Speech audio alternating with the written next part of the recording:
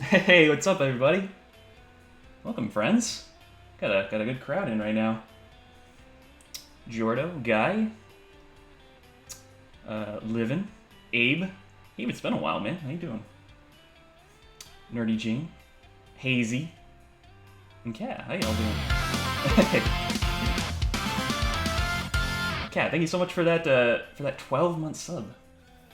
I appreciate you a whole lot. Which we don't follow. Kat, definitely show her some love on her channel. Great artist, great friend over there.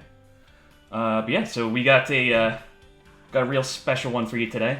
Which, and by the way, if you guys could let me know the how the music is, if it's too loud or because I might have to adjust a little bit for when we bring our guest on, our special guest. But yeah, this is gonna be a fun one. Most of you hanging out, I'm sure you all know this fine gentleman. He's got a steadily growing YouTube channel. He's hit some great benchmarks, which we'll be diving into, and yeah, this will be a fun chat, and like this is something I've been really been looking forward to. So, Joshy Bear, how you all doing? So far, you think the audio levels sound good? All right. Well, maybe once I bring him in. If everyone is lost mission, maybe you can be what you want. Maybe once I bring him in, we'll see. Abe, my dude, thank you for those 100 biddies, my friend. I appreciate that. What do y'all say? Without oh, dude, is that a that's a Easy Allies email? I love that thing. But anyway, without further ado, let's bring our guest on, shall we? You know him. You might know him. You love him. You might love him. You should love him. I love him. It's good, dude. Give me his hello. But without further ado, here is Taylor Hoyt, my man. How you doing? Hey, Kopp, what's up, man? Good to be here. Thanks for having me. Hey, it's an absolute pleasure, my man. It's like I was telling you, this is something I've been wanting to do for a while. This was a goal for 2020, should I say? Wanted to do stuff with guests, do some more just chattings.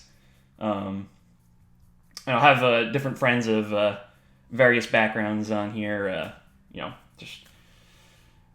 Just dive into what they have going on, and I think it'd be fun, just something different for the channel, and hopefully it get some folks to check out your stuff, and yeah, I think this will be a good time, man. So For sure.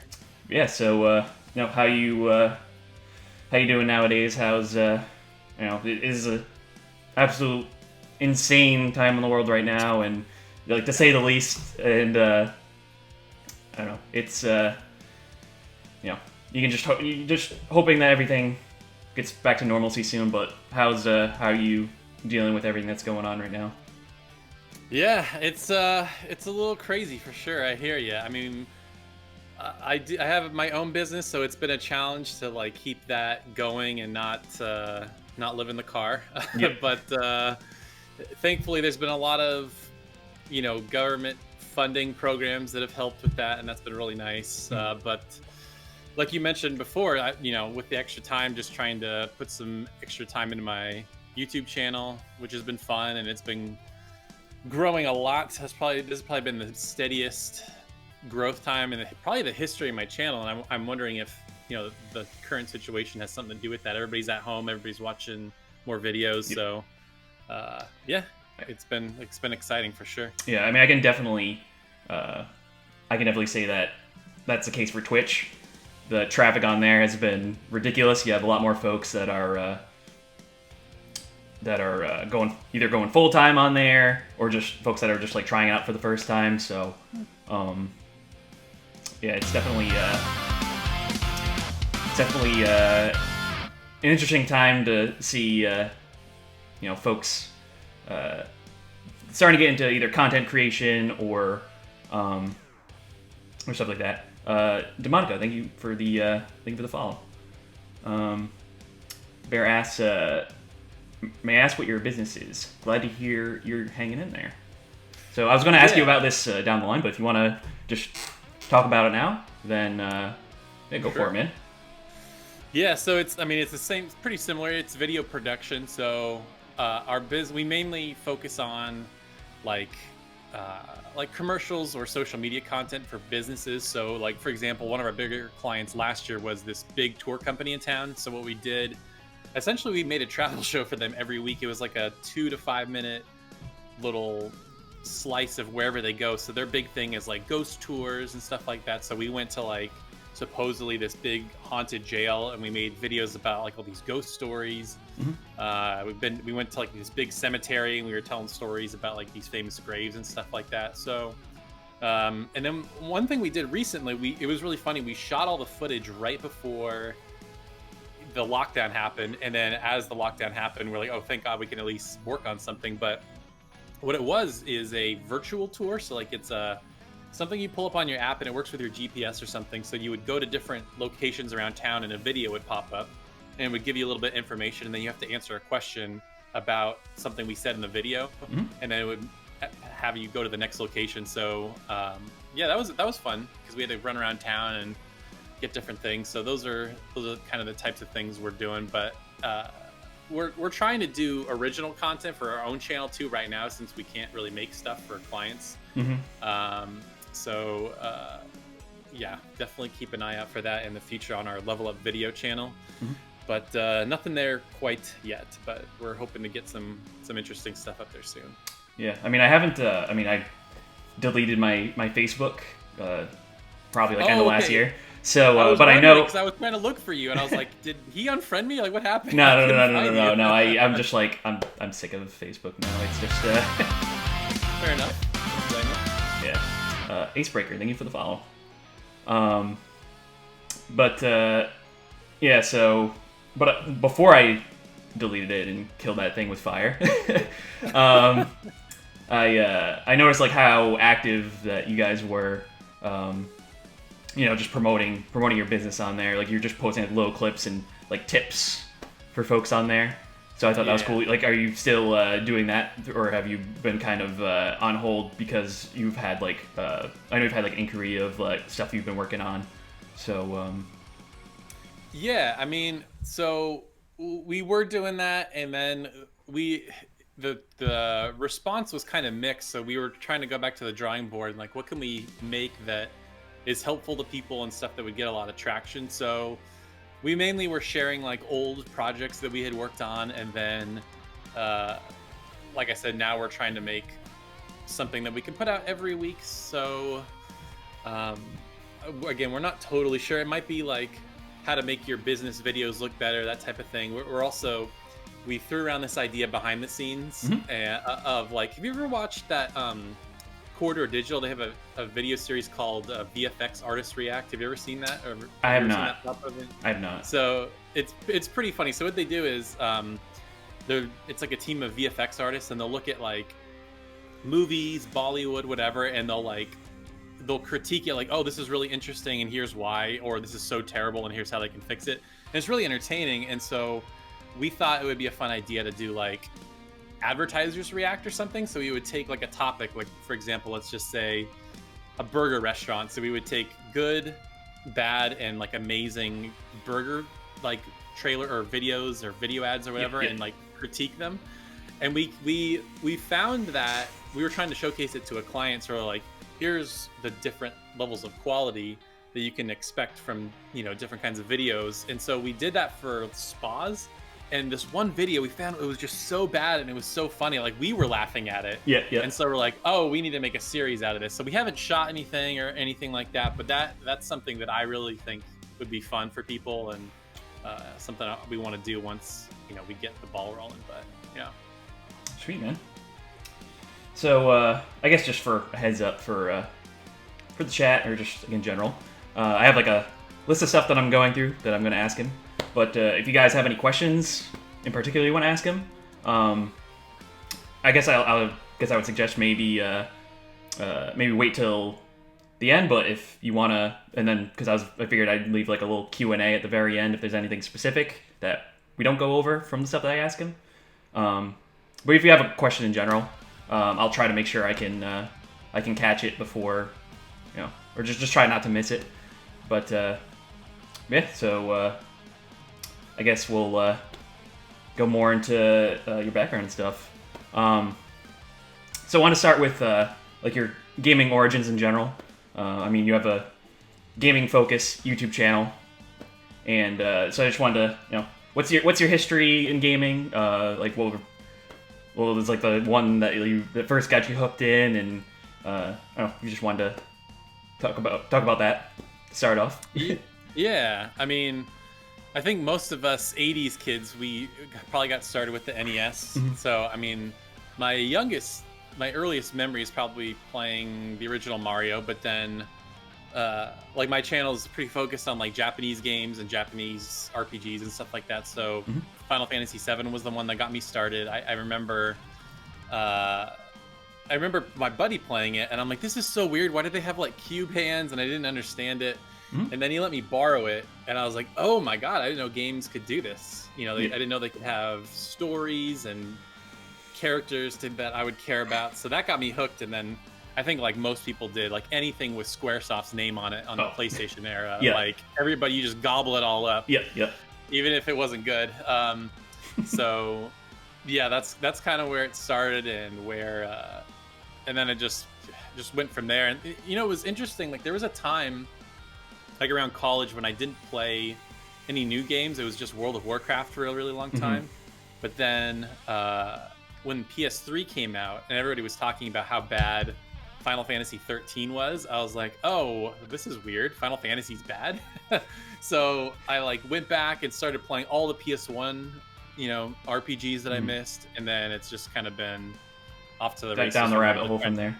Exactly, yeah. Just trying to catch up on everything. Like, this was back in the day of websites. Like, I remember game trailers would post all their reviews and stuff, and I would go there and get their recommendations. Yep. I think what hooked me into game trailers was because that was where AVGN, like a video game nerd, all his videos were being posted on the regular for Screw Attack. So so in turn, watching the videos on there, I was like, oh, game trailers has some like cool other stuff on here too. So but yeah, funny that you mentioned Final Fantasy 13, just because I distinctly remember being in college, being super excited for that, just like playing that like in between classes, and I don't know, playing through it, and I'm just like, I don't know if I like this. It was weird for Final Fantasy to not be great, right? Yeah. It was a very strange time. I know that because you just played through it for the first time like all the way through last year, right? Because I remember like you like saying like after you finished it, you're like, yep, it's true, it's complete trash. Yeah, oh man. And what was funny is I went in, I wanted to like it because I was like, oh, I think Lightning is a cool character design, and I'm like, okay, it's linear, but maybe I heard the battle system was awesome, but then I remember there's this old JonTron video where it's called like Final Hallway 13 or something. Yeah. And it's like, it's just playing itself, John. And I'm like, yeah, it kind of is just playing itself. So yeah, it's a very divisive game, and I definitely am not a fan. Mm-hmm. It can't be as bad as they say. Yeah, exactly. I would say that I said that most recently with the latest Star Ocean game, because I remember you said that was like complete trash, and then man. I was like, dude, it can't be that bad. And then I played it, I was like, dude, you were totally right. This game was awful. Okay, did you have the same problem I had? Because the part that like broke me, where there's these sections where one of the girl is like, she's hacking the computer and you have to defend her, and your AI is just brain dead. So unless you're sitting there spamming super moves, she just gets killed in like a second. Like, did you have problems with that also? Well, I remember you mentioning that, and when I got to that part, I was like, all right, this is it. So I just kind of like kept my characters like literally right next to her to like try to protect her more or better. And luckily I just got through it in one shot, but it was annoying for sure. Like, I was like, it was close, so I was like, oh crap. All right, so and I guess going back to like gaming origins too, because I mean, like you, I also started with NES. My first consoles were like hand-me-downs, obviously like Mario Brothers, Mario 3. Then my also got a Super Nintendo as like a hand-me-down for my cousin, and that was where I discovered Secret of Mana. So was like my first RPG. Okay. So, what were your first RPGs? Because that was that was like still a beloved one to me. It's even though it's like a fairly broken RPG. Like honestly, like you can just once you get magic, you just destroy that game. But I still like put that in like my top 5 like ever. Just nostalgia, and I still have fun with gameplay. But what are some of your first RPGs in general? Yeah, let's see. So one of the other ones that really stuck out to me that is like nostalgic was Legend of Dragoon, because I remember playing that on one of those demo discs. Remember those PlayStation demo discs that you would get in like magazines and stuff? Oh yeah. Yeah, so I remember I had this one. It was like Tony Hawk and Legend of Dragoon and something else. But I remember playing Legend of Dragoon, and I'm like, oh my god, this environment is amazing. And I just remember like I got to get this game when it comes out. And as I look back on it now, it's a little cheesy and the translation's not great. But that was definitely one that had me hooked. One that I played a lot. I'm trying to think of some other ones. Like I said, basically anything Square, like Chrono Cross. Way too much love for like. I mean, I love the music. The music is unbelievable, and it's probably one of the best looking games on the system. Oh, for sure. And I think I need to replay that, because I remember my main complaint was there were too many battles, and then people were like, you could just run from every battle. There's no like random. I'm like, oh geez, no wonder, because like you really don't need to fight like literally. I think the only reason to fight any like random enemies in that game. I mean, you have some sections where you're forced to, but just if you want to like upgrade your gear, because you get like materials, and that's like literally the only because it basically like you'll fight enemies and then you'll get like bonus stats or whatever, but then eventually like you get nothing. Yeah. And you have to wait till you fight the next boss to get like the true level up. So honestly, you can literally just, if you want, you can just skip like every random encounter and then just go right to the boss if you want to do that. But again, if you want to upgrade your gear, which you should do that like the further you go, otherwise like your obviously your attacks won't be as good. But yeah. Abe said his first was Breath of Fire. Nice. I bought Legend of Dragoon simply because I assumed it was an RPG and it had 4 discs. This came with a copy of PlayStation Mag, I believe. Yeah, so actually, speaking of Legend of Dragoon too, I distinctly remember going to Walmart when I was 10, 11, something like that. I was in 6th grade, I think. And because I wanted to buy like another RPG, because at that point I like had the bug. I was hooked. Yeah. And I mean, at the time I could only afford greatest hits games for PlayStation with the ugly green. Oh yeah. I mean, you can kind of see it on my shelf right here, like on the middle. Yeah, it's just like half and half a shelf of green right here. But yeah, I had a choice between Legend of Dragoon and Chrono Cross. Oh. And I didn't really I didn't really know too much about Legend of Dragoon, but then because of the Square Enix or Squaresoft name, sorry, like this Squaresoft name had such like a hook into me, so I'm just like, all right, I'll give this a shot. This was like before I even tried Trigger, which is probably why I have way more nostalgia for Cross, even though like. I can admit that Trigger is a far superior game overall, but I love Cross like way more anyway. Sure. Nostalgia's powerful, man. I hear you. So I have next. So what are some of your like?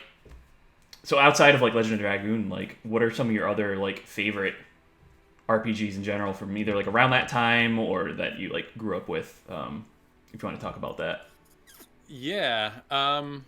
So I'm trying to think of the PS1 era. I mean, Final Fantasy Tactics is one of my favorite. I have this funny memory because so I had never played a strategy RPG before, and I remember playing that first fight that's not the tutorial fight, and it's you and Delita, and then you have like random troops or whatever. I didn't know that you could add other troops. And so I fought that fight over and over and over again with 2 guys. I'm like, this is impossible. I'm on the first level. What's going on? And so I called my buddy Josh, who was like the RPG guru at the time. I'm like, what's happening? He's like, just hit L1 and R1. You can get more troops. I'm like, oh my god, that's so stupid.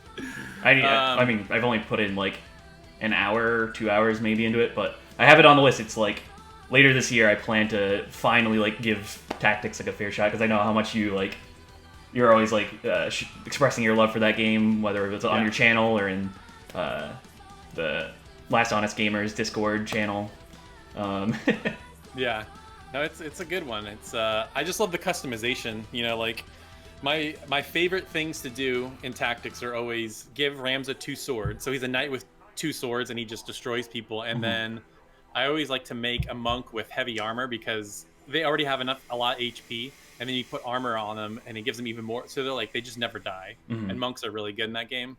But I would love to make a calculator. Like I hear calculators, if you know how to use them, they can like wipe the board out in like 1 turn. So I'd love to do a weird run with weird classes. But I'm trying to get other PS1 RPGs that I play a lot. I mean, Final Fantasy 8 and 9, obviously, I think 8 gets hated on a lot. I still think that's a good game. I think it has really good music also. 8? 8, yeah. I love the 8 soundtrack. 8, so it took me 3 playthroughs to really like get a grasp of like the mechanics of that game and like really appreciate it. I mean, first time I was in high school, I put like an hour into it, didn't go back to it. Tried again from scratch in college. Still didn't quite get junctioning, and basically like went through the entire game only using my summons. Got to disc 4 and got to disc 4 and completely got destroyed, and I was literally like stuck. I couldn't do anything. But then this time around, I finally figured out how junctioning worked, and eventually like. Because I'm sure that's basically what the game wants you to do. Basically, not use summons because doesn't that affect your seed rank or whatever, right? The more you use them. I think that was like what I got out of it. I don't remember, possibly. But I always cheated and took the quizzes and always maxed out my seed rank at like the first chance I got. Because you can take quizzes, and if you just look up guides online, they tell you all the answers. So it's a little bit of cheating, but yeah.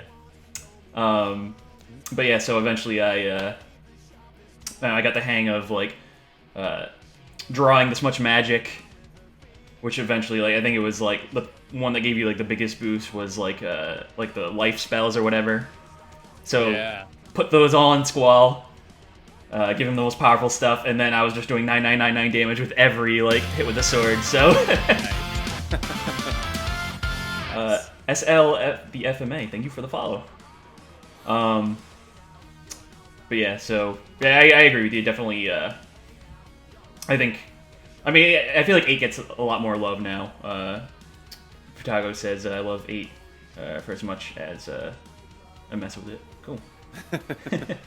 I think the remasters are probably the way to play that game because you're so dependent on drawing all the magic. Like if you can speed it up, and it just makes it more palatable. You know, like I think the biggest problem is you're sitting there like for like tens of minutes at a time or an hour at a time just drawing magic. So if you can speed that up, you can just enjoy the game without having to deal with all that. Like I love how all the remasters, all the re-releases, they're all getting that fast forward feature that like would have been so nice, especially I mean 9's my favorite of that series, and if I had that fast forward back then or whatever, like there's just so much grinding in like that game, especially because like I think that game has like the highest encounter rate out of like all of them.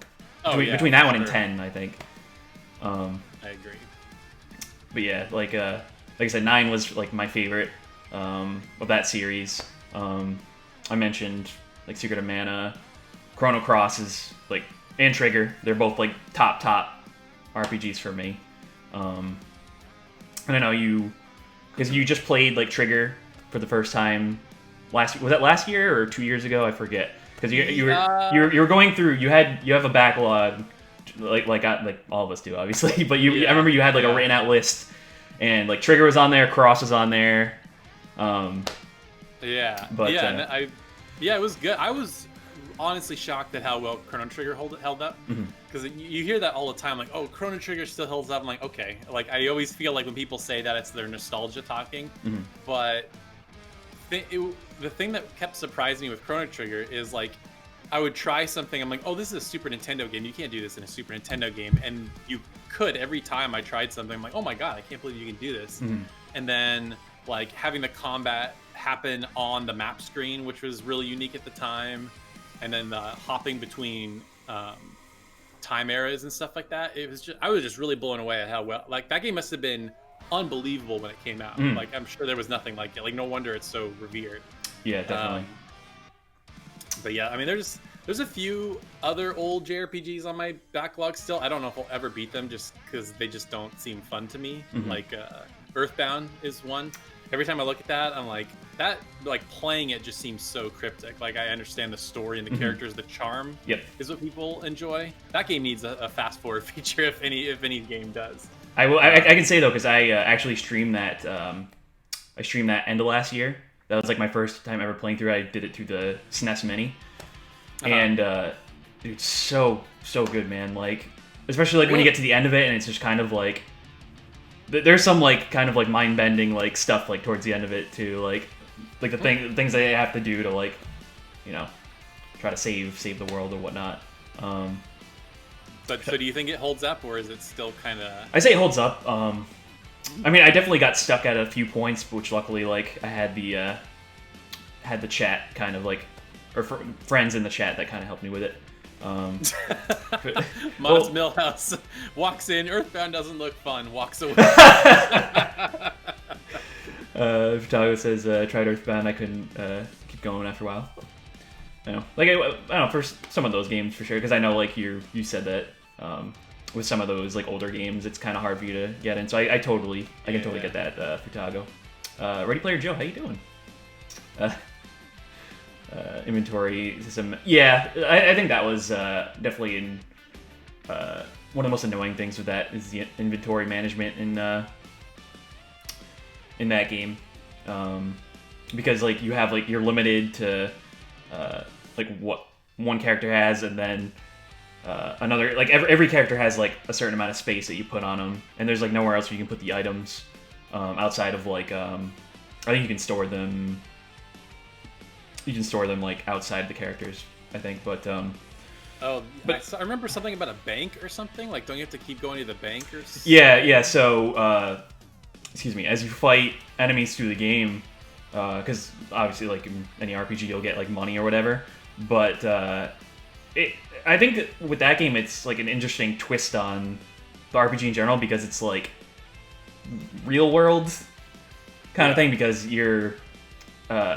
you earn the money, but it goes on a debit card, and you have to keep like going. You have to go to the ATM to take money out if you want to, like. That is. Which I mean, you should. You should be careful like how much you have at a certain time, because if you die, then you'll lose some of it. Not all of it. It's like a certain percentage, I think. I mean, I'd say because do you have the SNES Mini or? I don't, but they're not that expensive now, right? Aren't they like $50, $100 maybe? I mean, it might have gone back up because I think they're out of print again. But or if you're, I mean, I'm not gonna incentivize using ROM, but I mean, if that's your only means, I mean, it's a $200 game if you go. Yeah, if you were to buy the original version. Yeah, but it's also on but it's on, you can get digital on 3DS, Wii U. Oh. And and it's on the SNES Mini. So, and maybe it'll pop up on the Switch SNES app. FBI's on the way. Yeah, I'm shocked it's not on like the whatever they call it, the Nintendo Online or the Switch Online thing. That seems like the perfect game to include in that, but yeah, I would still, I would say at least check it out. Okay. Mother 3 is still Japan only. Yeah. Actually, speaking of Mother 3, that's one I have on the list. I actually have a Repro cart of Mother 3 that I'm planning on playing, because I heard that this is like the better between the better one between Earthbound and or Mother 2 and Mother 3. So we'll see how it goes. Yeah. So I wanted to, before we, because I wanted to talk to you about like your YouTube channel and stuff like that, just kind of dive full into that. But before we do that, through like a lot of your videos and stuff, you always mentioned there was like a certain period of time. I'm not sure exactly when, unless like you were specific on it and I missed it. But you mentioned that you actually spent some time in South Korea for a spell. You want to like, how was your experience out there? And if you want to go into that, like your time out there and stuff. Yeah, so that I can't believe now that was 10 years ago now. That was a long time ago.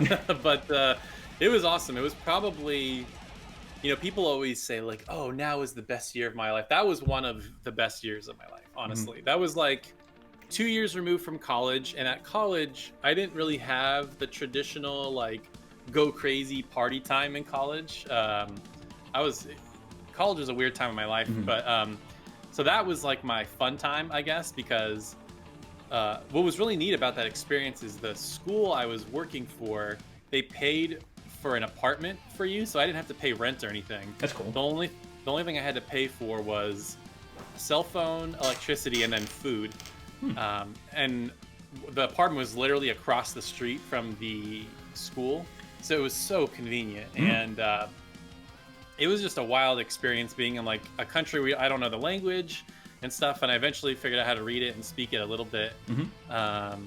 And people in Korea really, I think they're really, maybe it's different now. This is before K-pop and Korean dramas got popular out here, but like at the time, people were really keen to learn English. So I'd just be like sitting on the street, waiting to cross the street or whatever, and then like a total stranger would come up to me and be like, "What's your name? Where are you from?" I'm like, "Oh, hi," and then we just sit and chat, and that happened a lot. Like if it happened once, I'd be like, "Oh, maybe somebody was just being nice," but that happened all the time.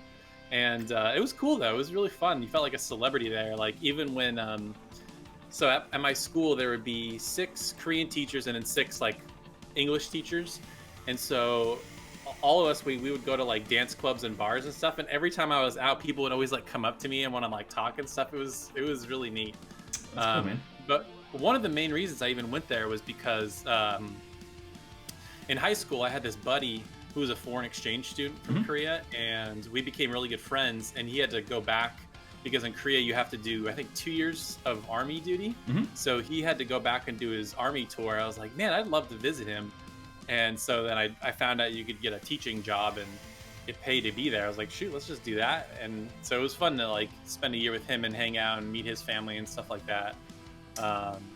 And it was great too because, like I said, I saved so much money. I was able to pay off my college debt when I worked there, which is people still. I mean, my guy that I do my business with. We graduated around the same time. He's still paying his college loans. So the fact that I don't have to worry about that is a real blessing for sure. So, but yeah, it was really neat to be there right at the tippy top of when K-pop started getting popular. So this group is not popular anymore, but at the time, Girls' Generation was like the hot K-pop group, and I guess I got there right at the perfect time when they were starting to blow up. So that was really fun because it's hard to describe if you've never been to Asia, but think of like Times Square, like New York City, but like shrink it down, and like every little town is like that. So you'll just be walking around, and the cell phone companies are very competitive. So like there'd be like cell phone shops, like every other shop was a cell phone place, and they're blasting K-pop music, and they have like stages where girls are dancing trying to get your attention. It was wild. It was crazy, but yeah, it was fun. I highly recommend everybody that has thought about it, give it a try. And so I lived in Busan, which is like the second biggest city. It's like the southernmost coastal city, and there are just some really beautiful places. Like my favorite place there was this place called Gwangali, and it's like almost like a mini bay. Like imagine like a small bay, and then there's like a bridge that goes across. And so at night the bridge lights up, and it's got all these different colors, and they have an open open bottle policy, so you could grab a beer from the convenience store and just walk around on the beach with a beer. Nobody cares. One more thing I want to mention before I move on. I was also there during the World Cup, and Oh, wow. as America knows, we don't give a shit about soccer. Oh, sorry, I don't know if you swear in your stream. It's all good. we don't give a crap about soccer, but South Korea does. And I remember the first match. I don't remember who they were playing. I think it was Greece or something. But they had like a concert stage with a projector showing the game, and then the beach was just filled with people. It was wild. And they made it to the playoff round that year. And I remember we tried to go out that night and we couldn't because there were so many people filling up the bars. And I was like, oh crap, we got to go home. And so I remember we just ate and drank out of our apartment, and we had the window open. And I'll never forget this. They had the opening goal. They scored the first goal of the game. And so when they scored the goal, like literally the entire city erupted. Like you could hear the city cheering out the window. I was like, what the hell? It was so crazy. I've like never seen anything like it. But yeah, South Korea was really awesome. It's cool, man. Yeah, and I also want to bring that up too because you mentioned in some of your videos that you were kind of like out of gaming for a little bit around this time, but when you're out there, I mean, you talked about like Final Fantasy 13, and when you were out there, and then you kind of like really got into RPGs. So you bought like some games while you're out there, and then just like play them, or like how, what reinvigorated the fire? Let me say. Well, so for sure, I think the kickstart was 13. Like at the time 13 came out, and all I heard was how bad it was, and so I was like, "Oh, that sucks." So I wanted to go back and replay games. So I brought my PSP with me to South Korea. So for those of you that remember, you could play PS1 classics on PSP, and it was so crazy the way you had to do it. You had to like download it off a separate piece of software on your computer, and then you had to plug your PSP into your computer. It was so stupid hard to get games like that on your PSP. So what I was doing is I was playing PS1 classics on my PSP, and then I was also buying physical versions of PS1 RPGs and getting them shipped back to my house in America. And so if you go back on my channel, and I think it's like one of the very first videos on my channel. So if you look up oldest, it's called like Christmas in August or something like that. Yep. And I just start unboxing all these games. So that was a year's worth of me buying games and getting them shipped home.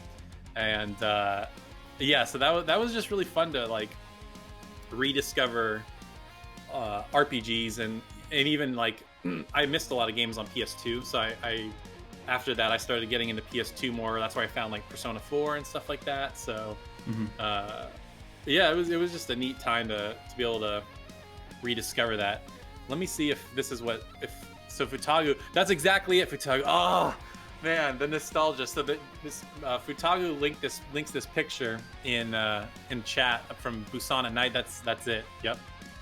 There's like a little harbor, and the further inland there's like a beach, and all along the beach there's bars and karaoke. I'm gonna cry looking at that thing. Good picture, good find. Cool, man. So, and speaking of your your YouTube channel, I guess we'll just dive right into it. You've been on YouTube for 10 years now, man. Like, can you believe that? Like, or you've been posting content on there for 10 years. Like, does it feel like yesterday, or like how what's some of your like from your first videos, like just doing content creation to now, like if you want to go right into it. Yeah. It's funny because I always look back on my channel, and Nick has said this too, who I do the Giant Sword podcast with. He's like, if you just go through my channel, you can see the different like eras of the channel where I tried different things. So when I started, it was just like news stuff. I didn't know what I was doing. I was like, oh, I like games. Let me start posting new stuff. And then me and Nick started doing these like sketches. So there's this like sketch where it's like a Resident Evil sketch where like we imply that the green herbs are like weed or something. That's really weird. And then I started doing the Shinkara reviews, and I think that's really where the channel started to blow up. And I looked at my analytics yesterday, and this made me so frustrated because I looked at all those old videos and I looked at how many subscribers they were bringing in. Like every time I posted one of those episodes, it was bringing in like 200 subscribers. I was like, oh, you idiot, you should have just kept going. I'm so mad at myself when I look back at those eras when I stopped. Like that's my biggest regret with YouTube is those massive gaps where I just stopped posting. But it's fun now because there's some old videos that I love watching, and there's people I met because of certain videos and stuff like that. Like you've often mentioned the last story video. Yep. So, yep. I was literally I was just gonna say that. I was like, I remember because that was 2012, right? Because that was when like Xenoblade Chronicles, Last Story, and then Pandora's Tower, I think. Yeah. That was like the trilogy of Operation Rainfall. Project Rainfall. Yeah. And I remember I picked up Last Story, and I played through it. I figured that'd be like one of the last like great like Wii games, because like Xenoblade Chronicles like blew my mind with like holy crap, like an RPG of like this size and like story and stuff. It's on the Wii, like right? Yeah. And I was kind of hoping for the same thing because Hironobu Sakaguchi, Nobuo Uematsu, like they were both involved with Last Story, and so I was like super hyped. I was like, all right, cool. So this is like the true like SquareSoft like post like the merger. So they're gonna try to keep like that classic feel like alive kind of thing, but like do this like new kind of take on it. But yeah, I don't know. So I played through it, and I don't know, like I liked it, but it didn't really like, I don't know, like it's enjoyable. It has a good cast of characters, but I don't know, it just didn't really hook me as I thought it would. So then I was looking up reviews, and yours was like the top of the list. Like not a lot of people really covered that game at the time, and tuned into you and dug your content. And then that was when I discovered your Shinkara videos. For context, that's for everyone in the chat if you haven't checked out the channel yet.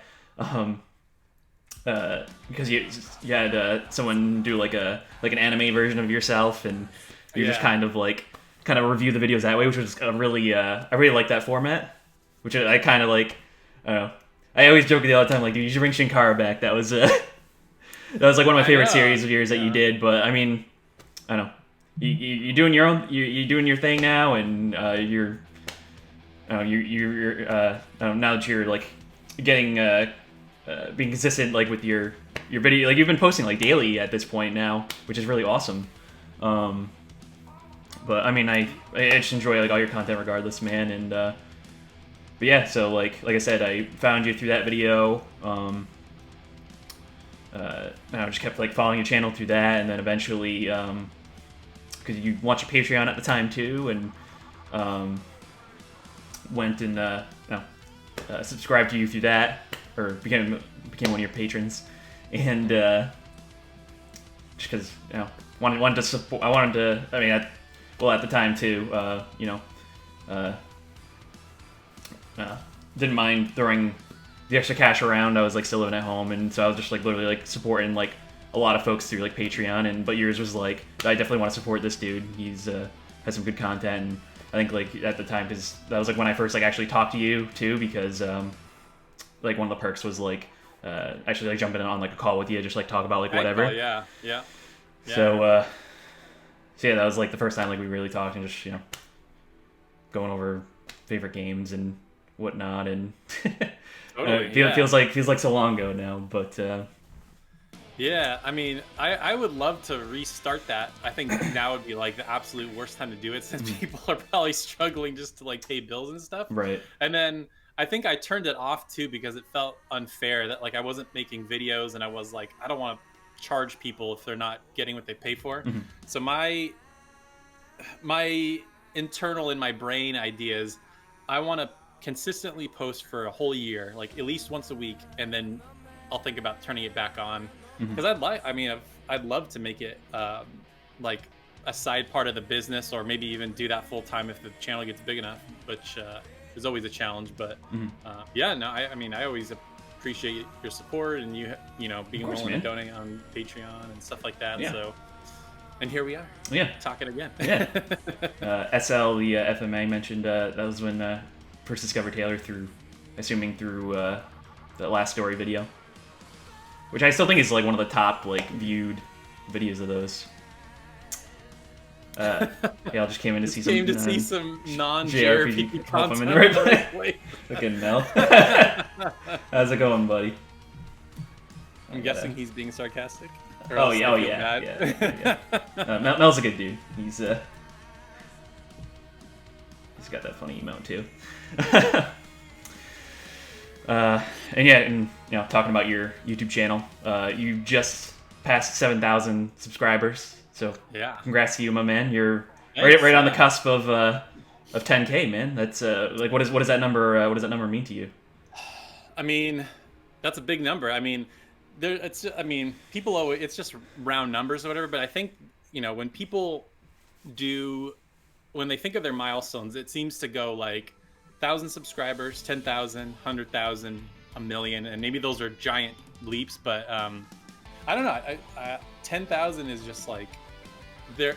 I read a stat that like it was like only 3% or like of all the channels on YouTube will achieve that. So to me, that would just be something to be really proud of. And I think it also means like the community I built is really, I just love everybody that comes in and support. I mean, there's just so many people. I'm looking at the people in the chat, like you, Kathleen, Futagu, SL, the FMA, I've seen him a lot. Abe, there's just so many people that whenever I see their name pop up in the comments or on Twitter, I'm like, man, you guys have been watching my stuff for like forever. So, yeah, man. And like I say, I mean, yeah, 2012. So for me, so almost 10 years just watching you through that time. And I mean, there were some I don't know, some gaps in between, but you still keep coming back. And especially now, this is like, even though like you're running your business now, your schedule is completely chaotic, I'm sure. Yeah. But you know, even for these like little snippet things of content, because you have some ones I would absolutely recommend, like your Final Fantasy 15 retrospective that you did before that game came out, which is still your top video or one of your top videos. But you put so much work into that at that time, and it's awesome. I still like will go back and watch that. And then most notably, like that big Fire Emblem retrospective that you did, that 4-parter. Which if y'all haven't, well, first of all, if you haven't followed Taylor, the Gaming Shelf, look that up on YouTube. Give him a sub, and especially if you're a fan of Fire Emblem, I would totally recommend that retrospective. Just like the amount of for the content like that you've been putting out, the ones that you can tell like how much research you put in, dude, I think that like really stands out to me, and really you know, like if you put out content that I can keep going back to, and like, you know, I have like this whole Netflix backlog I want to go through, but I want to watch Taylor's retrospective video on it because it was that damn good. Like the fact that you like for like content like that, especially that like that I can tell like how much time you spent on it and how much research you put into it. That makes it like really worthwhile for me, and really you know it's really awesome, man. So yeah, thank you. It's those are so much work to put in, but like I think here's the other thing I want to do with my channel too. I want to be able to look back and go like, man, I'm really proud of those videos, even if they don't get a lot. Like I think I've expressed this sentiment a lot, but like I was kind of bummed that the Fire Emblem retrospective didn't get more views than I thought it would. But at the end of the day, like I think that's one of my favorite things I've done on the channel. I'll even like this is easily. maybe weird to say, but I'll go back and even watch it. I'm like, man, this is fun to watch. And not all my videos are necessarily like that, but yeah, they just require a lot of work. So unfortunately, can't do those all the time. But if I could, I like to do maybe like one a year or something like that. Mm-hmm. But maybe not on the scale of Fire Emblem. That literally, I'm not even kidding, that took me like 6 months. Oh yeah, dude. From like writing, researching, recording, capturing, it just took forever. So if I ever did something like that again, it would probably be like one single game, just so because going through, I don't even know how many Fire Emblem games there are. There's like 12 or something. It was so crazy to try to look up all that stuff. But yeah, it was. I appreciate the love. Yeah, Of course, my man. It's good to know it's appreciated. Yeah, I mean, even watching that because up till like this point, really, because I'm playing through Fire Emblem 7 right now, the GBA first one we got in the West. So just Blazing Blade, yeah. Some of my buddies that I met here in the community, BE, Modest Millhouse, Jay Degner, right there, you see in the chat. They've been singing that series' praises. My buddy Millhouse there, he's currently playing through a fan-translated copy of 4, which was the Super Nintendo one. And I was just watching them play through like some of those games and like Three Houses and stuff. Because I never really gave, like outside of like the hour I put into tactics, I never really gave like a strategy RPG like a fair shot. And my buddy B, he sent me his copy because one of the things on my channel is if you have save 25,000 channel points, you can have me like add a game, add it to the list on the backlog, like bump it up the list, and so and now we're here. Now I'm playing through it. I had a couple streams where I really struggled, to say the least, because I'm doing the thing where like if I lose like a certain unit, I'm just resetting like. Going through that because I don't know, I've basically been heeding their advice and trying to not lose too many units, and because I'm sure like by this point like I would have had to just completely start over. So, but it's a good time, man. Like I'm really digging it. I love the whole rock paper scissors aspect of it.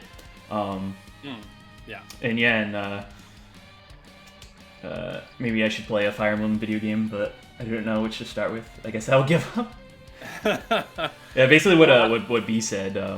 7, the one that I'm playing right now, and I heard Awakening's good too. Actually, I was on the cusp of buying Awakening on like a few occasions. I had it in my cart on like Amazon. I'm like, I want to, but I have too many games. I need to. Yeah, yeah. Well, I think anything Awakening or after is a good place to start, because I mean that's where the franchise got like revitalized, and I think Three Houses on Switch is probably the most user-friendly or friendly to new players, because like the story presentation is really good. There's a lot of difficulty options that you can play with, and it kind of has that Persona system where it's like a calendar and you interact with your students and stuff like that. So if you like Persona, but yeah. By the way, have you bought a Switch yet? I know you've been holding off on buying a Switch. Nope. Because I got the Wii U, that superior that superior console. Yeah.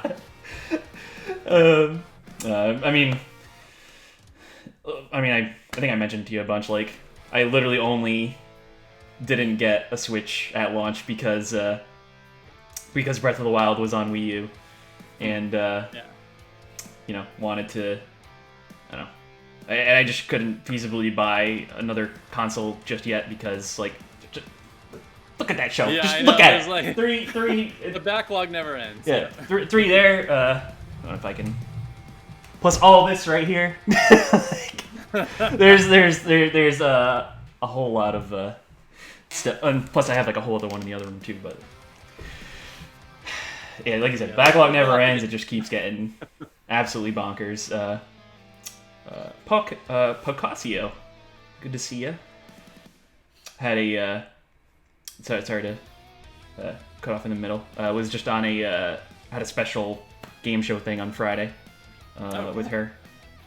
Nice. Yeah, good to see you. Good to see all you guys here. Appreciate you all hanging out with us on this Sunday afternoon. Wii U greatest console of all time. Make sure you're all calling your moms today, by the way. Yeah, call your moms. Tell her happy. Yeah, exactly. Only got a Switch because I needed that sweet Splatoon 2. Splatoon 2. And then I got the. Thank you for that, Rip Biddy, Shayna. All right, so I wanted to talk a little more about your specific channel in general. I think one of the coolest things that happened to you during the time of your channel growth, you actually worked with Blistered Thumbs, and more specifically part of that guy with the glasses channel, Awesome. Even though it's like, I mean, it's a bit of a tough thing to talk about with all the stuff all the bad stuff you've been hearing about them in general. But I mean, you went to conventions with like a lot of the guys. You met like Angry Joe. You were working with him. I don't know like how often you were like seeing like a lot of those guys, but I mean, if you want to talk about your experiences, with Blizzard Thumbs channel, Awesome. Yeah, how was that? It was really wild. Like people may or may not remember. So it was just that guy with the glasses, and then they had like a gaming arm on the same website, but they were calling it Blistered Thumbs, and then they spun it off into its own website. And when they launched it, they're like, we want writers. So if you think you can write, submit your stuff. And weirdly enough, I don't think I've ever mentioned this, but I had a very small blog when I was in Korea. So as I was replaying these games on my PSP, I would do like a mini like review or whatever, and I would post it. And so it was just perfect timing that I was writing this blog and then they needed writers. I was like, oh, well, I can be the PSP guy, I guess. And so I submitted and I got it. And it was very surreal to like have regular Skype meetings with Angry Joe. That was really weird. Yeah. Because he was he was like getting really popular at the time. And then there's a video, I don't know if it's still on his channel, but if you look up, I want to say it was E3 2011. There's a video where it's like me and Angry Joe and then 4 writers, and all those guys, I think with the exception of Sean, are all now doing like really cool stuff. Like Dant works for they were called Choice Provisions. I don't know what they're called now, or maybe that's the new name, but they made the most recent Bubsy game. Oh, Bit Trip Runner. That's cool. Yeah, and so he works there, and then Eli works at studio, the guys that make Cuphead. I forget what the name of that studio is. Oh, that's cool. Yeah, and then Austin has a D&D podcast that's really popular. So all those guys are all doing cool stuff now, which is neat. But yeah, no, it was I mean, just crazy opportunities to get to meet those people, like and honestly just access to like interviews and things at E3 that I would never get to otherwise. Like I remember doing an interview with Genova Chen, who was the creative director on Journey. And at the time, you have to remember, at the time, like nobody cared about that game. And I remember doing an interview, and we did like, what was your game of the show? I'm like, it was Journey for me. And they're like, what? You're like walking around in the sand, I don't get it. And I'm like, you got to play this game. Dude, it hits you right in the feels, man. And dude, that OST too. Oh, it's so good. It was so good, I bought it on vinyl. Like, that's how much I love that one. Nice. Nice. Yeah, it's a great soundtrack for sure. Yeah. Who were your who are some of your who else did you interview? Because didn't you because you met like Inafune and like, yeah, that was pretty funny. Did you interview him, or did you just like kind of like did a quick like no talk with him? Or yeah, so what Brian's talking about is there's this picture that I've posted a few times on Twitter where it's me, KG Inafune, and Angry Joe, and we're all just like hanging out. So that was at the PlayStation press conference. I think that was the year they revealed gameplay for The Last of Us, I think. That's sweet. Because I remember the guy was playing it on stage, and then I remember after the demo when he shoots him in the face with a shotgun, he just drops the controller, and I don't even know if you can see that in the stream. Mhm. I don't think but, so. No. Yeah, so it was kind of funny to be able to see that off to the side. But that was, I mean, it's like every gamer's dream, right? To be able to go to E3 and then they don't just let anybody, or at least at the time, they didn't just let anybody into the press conferences. You had to have like requests or whatever. So the fact that we all got to go watch the Sony conference was really, really cool. And now it's like a free for all. Like literally anyone can go in, basically. I guess. Yeah, I'm sure they just want people cheering in the crowd, so it's like whatever. They just don't want like empty seats, you know? Exactly. Yeah. E3 was different back then. It was very different, but it was definitely a bigger deal back then.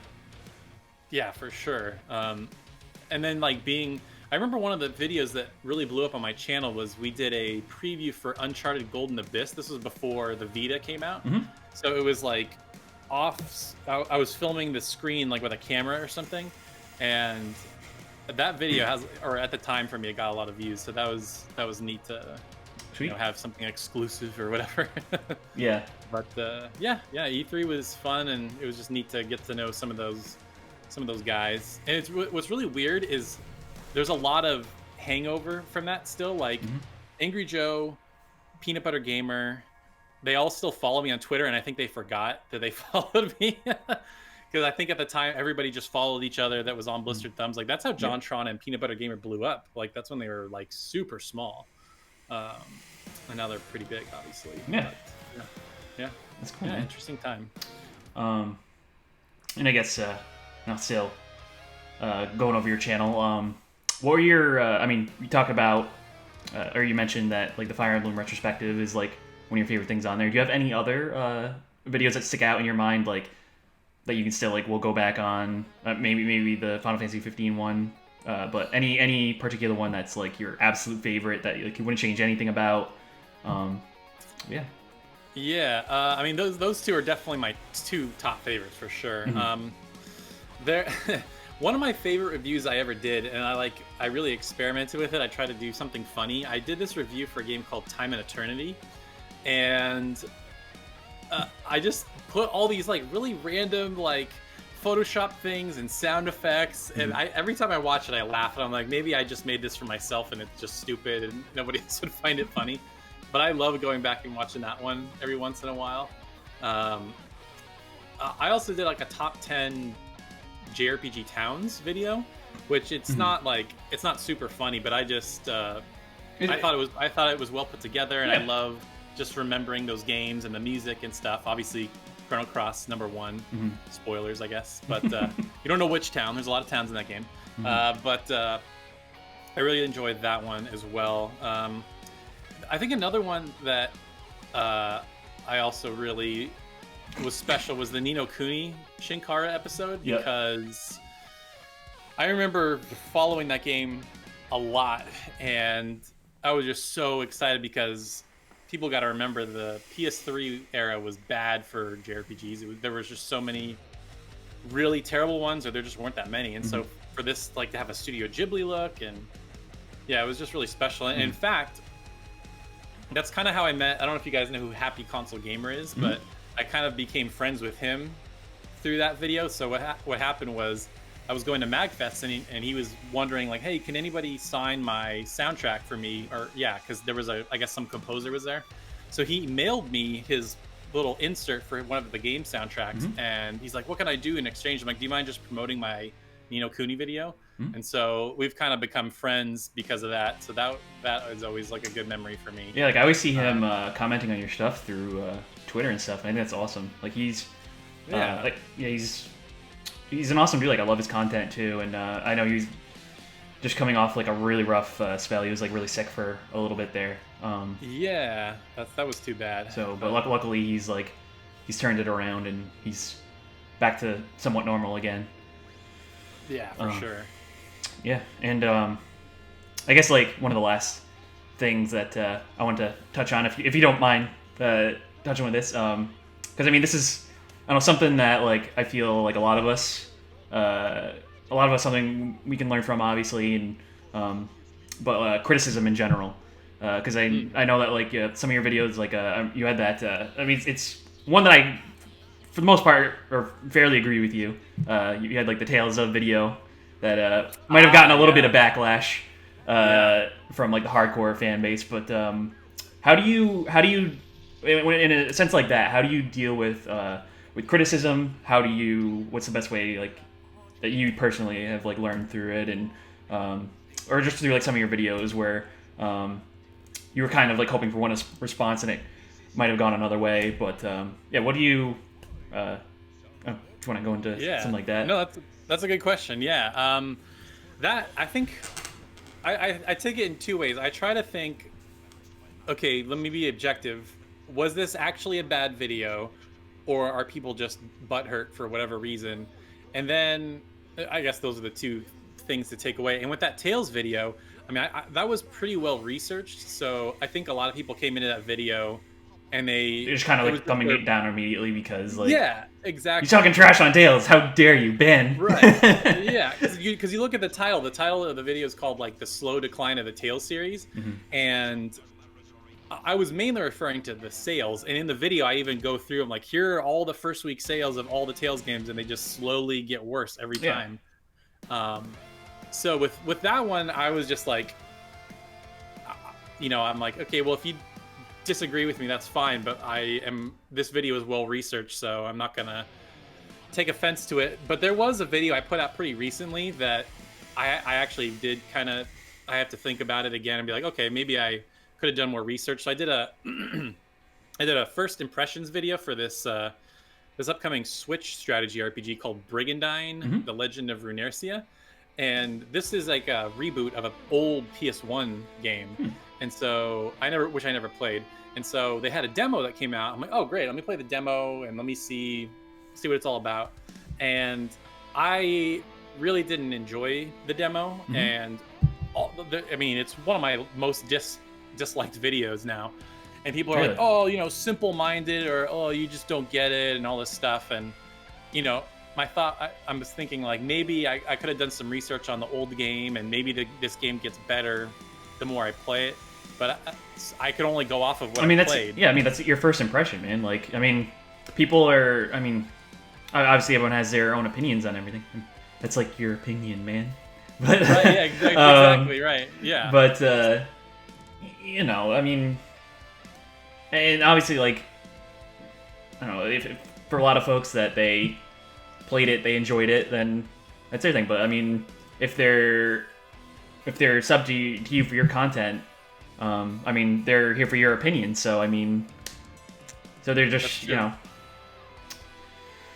But yeah, I mean, it's been sort of a roller coaster with the comments, because when it first came out, I got a lot of people that were subscribers that were just like, oh, thanks, I had my eye on this, I'm glad I can save my money, stuff like that. I'm like, oh, that's good, I'm glad I can help you out.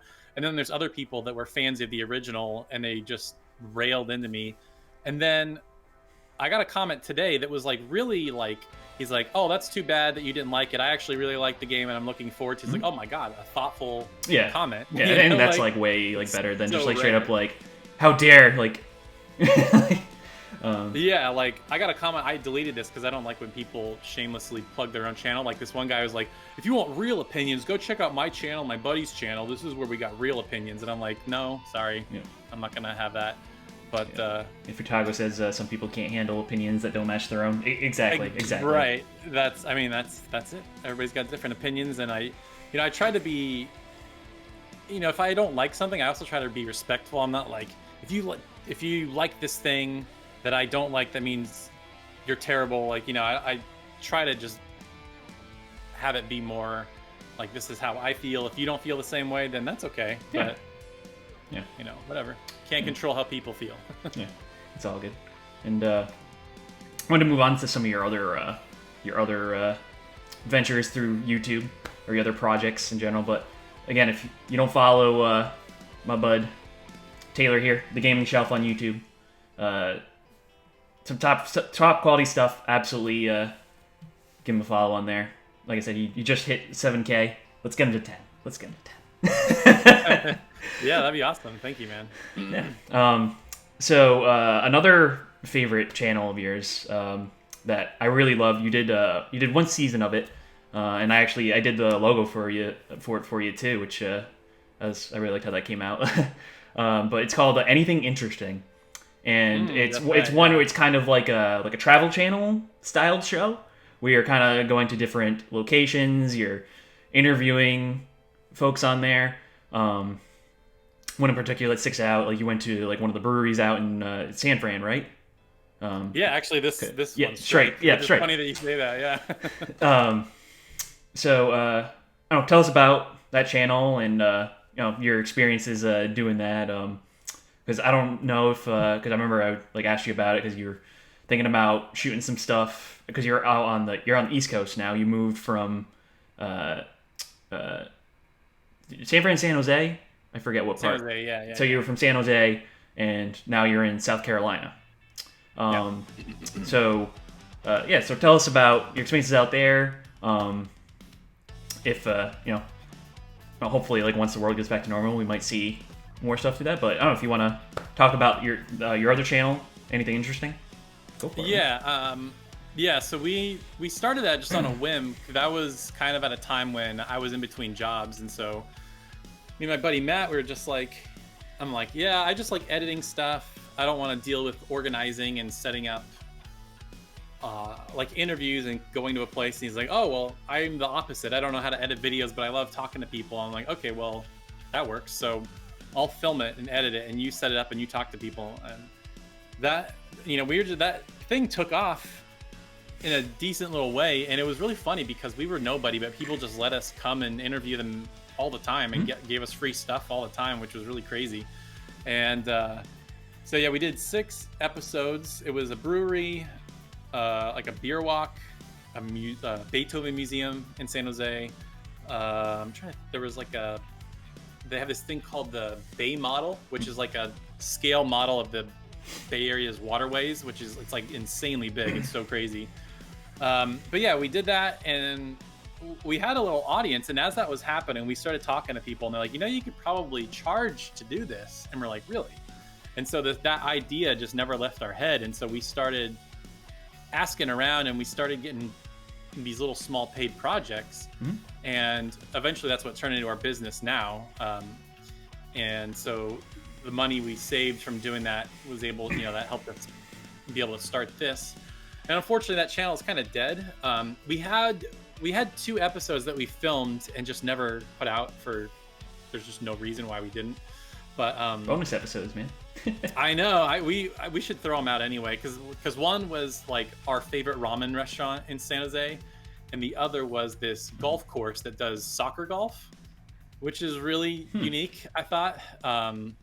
So yeah, those are just sitting on a hard drive somewhere that we should put out. But yeah, we want to revive that with Level Up Video. That's our business, and we have a YouTube channel. There's nothing on it right now, but we want to do that for Charleston, which is the city we're in, and there's just so many great restaurants and so many fun things to do there. So we want to do something like that. It might not be as big and not as highly produced, but as we're trying to put more content out for ourselves, we want to try to do something similar. So yeah, hopefully once chaos of everything happening right now, hopefully by next year, if you guys choose to bring that channel back. And because I love that, like, and again, if you don't follow or haven't checked out Anything Interesting on YouTube, definitely check out that first season that they did. It's really cool. Again, especially if you love your travel channel shows. It's definitely an awesome watch, and hopefully, like I said, hopefully once things calm down a little bit, and hopefully next 2021 we'll see us get a season 2. But yeah, we'd love to. And by the way, KoppsCast also did the logo for our company, which we still use. So we have, here's our business card. I don't know if people can see that. Oh, it's backwards, but yeah. Oh no, it's right side up on here. So. Oh, perfect. Okay. Yeah. Cool. So yeah, he made that, so I appreciate that. Yeah. Yeah, no problem, man. Yeah. always have fun helping out friends with if they need some freelance stuff done, for sure. Yeah, for sure. And then I guess last tidbit of YouTube stuff I wanted to bring up, because you do some collaborations with other channels. Most notably, you've been teaming up with your buddy Nick, or our buddy Nick, should I say. Nick and Maddie, you guys did the you had the LHG podcast originally, and then and now you're doing the Giant Sword podcast, which is just JRPG news and stuff like that. Yeah. Oh, you want to just like talk about your experiences through that? I mean, I discovered the LHG cast initially, just browsing. I know you posted it through Twitter, I think, or Facebook. I forget okay. where. But I remember you posting about it and just added it to my iTunes feed, and I was at work just listening to that, and then eventually you guys transitioned to the Giant Sword podcast, which again, if you love your RPGs, I would definitely recommend that. It's always a good talk between him, Nick, and Shadow Elite, right? Yeah. Cool. Yeah. So I don't know if you want to talk about your experiences doing like the podcast and stuff, your favorite little things you guys did on the show, because I remember like you had like that one little intro video that Maddie made for you guys that was like really funny. I don't know, I don't know if you want to talk about like the podcast and Sure. Yeah. Yeah. So initially, what was interesting with the LHG podcast is I wasn't even on it initially. It was Nick and a buddy of his, and they would just record it out of their bedroom. And then one week, they brought me on as a guest, and then they kept, because I hung out with them a lot, I just kept doing it. And then eventually, the cast just totally shifted. My memory fails me. I don't know what happened, but and then we got hooked up with this website called Night of the Living Geek or something like that, and they had a super professional podcast set up in their garage that you could just come and use whenever you wanted. And we're like, sweet. So we would just go there on Sunday nights and record at their studio. And it was me and Nick, and then people might remember Connor, who was like a friend of ours that we grew up with, who's also super knowledgeable with like Japanese games and stuff. And then another guy named Jake. And then that was fun, but I think it was so broad that it wasn't getting traction. And then one day Nick was like, oh, let's try doing an RPG podcast. I'm like, okay. And so it was me, Nick, and Connor. And then on the first episode, we had Ben Moore from Easy Allies join us. Yeah. And I think that really blew that podcast up, because we kept having guests on and people would find it and follow it and stuff like that. And so we just decided to run with that because the other one was lagging behind so far. And then we had fun with guests. My absolute one of my favorite episodes was when we had Erin Fitzgerald on, and she is the voice of Chie from Persona 4. I think probably that's her most famous role. And we had this game where we played voice clips from her past, works or whatever, and she had to guess what it was from. And that was really fun because sometimes she had no idea what it was, and then other times she knew like right away. And then we had this one moment where I found her very first job she ever did. It was this old 80s B movie, and she has like a side role, and I found this clip, and she was like, no, how did you find that? And she was like mortified, and was it on like, don't say what the name of it, whatever it is, so don't say what it is. I'm like, I won't say it. Was it on her IMDb? Yeah, and what's funny is I don't know if this is in the podcast or if she said this after the fact, but she was like, oh God, I've been trying to get that taken off my IMDb forever, but they won't take it off. So, that was interesting. And then we've had Sean Chiplock on a couple times, who he was Rivali from Breath of the Wild. He's Hummel from Ys 8, Reen from Trails of Cold Steel. So he's really been an up-and-coming voice guy. And I'll never forget this. This was so funny that he said this. He was like, we were talking about Hummel, and when he recorded Hummel for Ys 8, and he's like, yeah, I was really sick when I recorded that. And he's like, normally I don't ever like to record when I'm sick because his voice sounded so different. And he's like, you never know if you have to re-record something. So, I just did it anyway. And then of all the roles, they ended up completely redubbing Ys 8. And so I remember we had him on again. He's like, well, here we are. I never thought I'd have to do that. But that was just so funny that we got him, that he said that on the podcast. And then it ended up he had to re-record all his lines anyway. So that was kind of funny. Yeah. It was funny, speaking of Sean, because I played through Memories of Celceta for the first time recently, and then he's Ozma, I think his name was. He's one of the characters in okay. that game, and I was like, holy shit! Like, even though like I guess I don't know if they are updating it updated it in the PC version or in the upcoming PS4 port, but in the Vita version, he has like a handful of lines in there, and I was like, holy shit! It's there he is. Yeah. But yeah, pretty cool. Dragon, how's it going, buddy? But yeah, pretty cool, man. And I remember this was on your channel. You had a couple episodes of the Triple Tricast too. Oh wow, yeah, I forgot about that. Yeah. Was that so? That was it just kind of like conflicted with Giant Sword podcast in a way, like once that started, and or. So that was totally separate. I think that might have been before I started, but so what happened? This was right after my Final Fantasy 15 video, and that really blew up. And I had so many people. I've never had this happen before since, but when that video blew up, I got so many people emailing me and tweeting me like, "Oh, you should help. We should do stuff together, or let's, if you want to come help us on our E3 coverage." Or I just got so many offers to do stuff.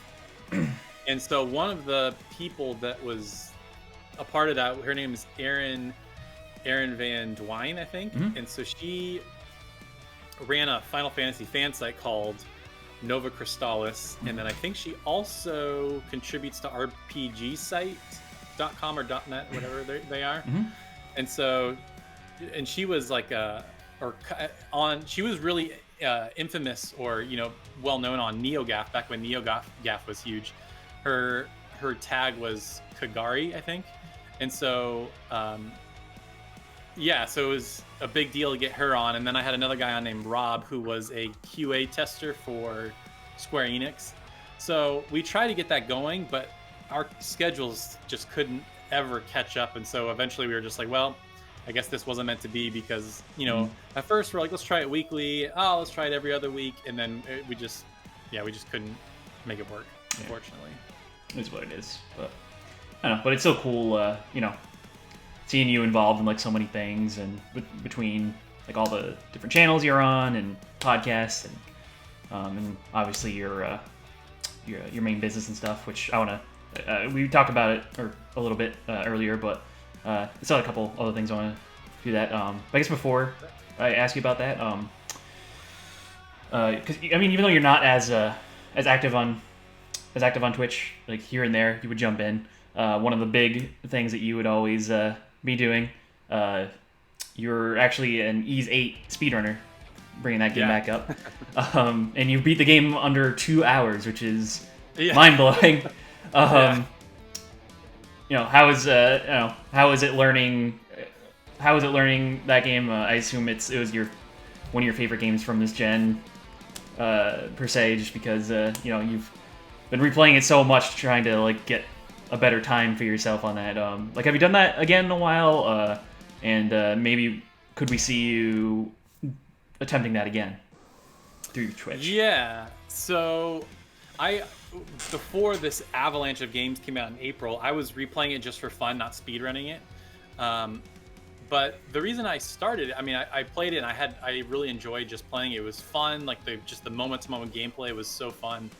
And I was like, I wonder if anybody's speedrunning this. And so I found this speedrun from this guy. His name's After 5, mm-hmm. and he did this speedrun. And I was watching all the glitches. I'm like, oh my god, the glitches in this speedrun are insane. I have to figure out how to do this. Mm-hmm.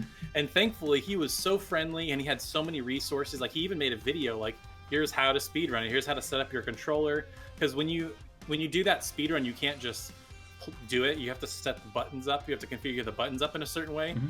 Because there's a lot of skips where you're like, it looks like you're flying essentially. Mm-hmm. So what's happening is you're essentially jumping and switching characters with like the same button, so the game doesn't know what to do with it. So it looks like you're flying. Mm-hmm.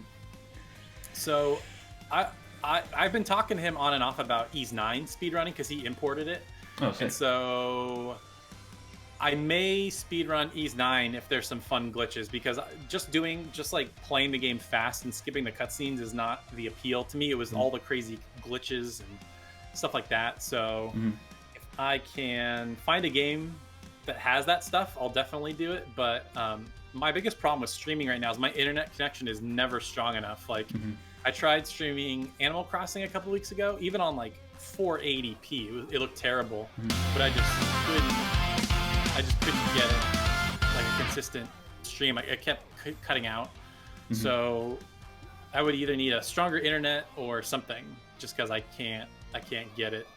I can't get a stable connection, unfortunately. Trav, thank you so much for that 5-month sub, my dude. I appreciate you, man. But yeah, I mean, it's I honestly don't watch too many speedrunners. I actually just came across another one. This dude, Super Handy, who is a Chrono Cross speedrunner. Which, I mean, of course, wow. Funny enough, like a lot of that's like the one game I'm always looking for new like randos to see who's playing that, and which coincidentally that was how I met my buddy Modest Millhouse. He was playing that on here. I had a few other friends in the community that I met them playing that, but yeah, this dude Super Handy. He beat the game in less than 7 hours. Like he's like he's number 4 in the world for that. So it's like, oh wow, it's pretty crazy. But I mean, I definitely props to you for especially for an RPG to try to speed run that, which is like, I mean, granted you're like figuring out like all these glitches to like skip through the areas, but I mean, speedrunning in general is just like a whole like other level for me of like, I don't know if I could do that or if I if I want to attempt it. Like I feel like the one game I would try it on is Donkey Kong Country, because I've attempted because in that game has like insane glitches too, where you can beat it in like less than 10 minutes kind of thing, or like in 10 minutes. Wow, okay. Where you basically like can glitch it so like you're after you beat the first level, you basically as you're walking to the next one, you like basically you have to trigger something and then you hit the button as he's like walking down, and then it like teleports him to like the the third world in the game, or third section of the game, and then it puts you at it's like a jungle level with Espresso, the ostrich, and then you basically have to like glitch Donkey Kong with like the aluminum barrel, and then so you're basically gonna like stand on that. It's like this weird timing thing where you have to like you throw the barrel, it's like rolling back, and then you're gonna try jumping on Espresso as you're gonna jump on the barrel at the same time. Oh jeez. And so then it's like a really precise kind of glitch. Yeah, Okay. And then I think after completing that, then it like skips you all the way to like the last world in the game, and then I don't know. I haven't looked too deep into it, but so if I attempted it, I would probably just try to speedrun it legit without glitches. So I don't know, maybe someday. Like every year on Thanksgiving, I make it for whatever reason for the last like 5 years now. I mean, I've been on Twitch for, this is my 5th year on Twitch, but I've only been consistent streaming for the last like 2. But every year, for whatever reason, I'm like, it's Thanksgiving, I'm gonna play Donkey Kong Country.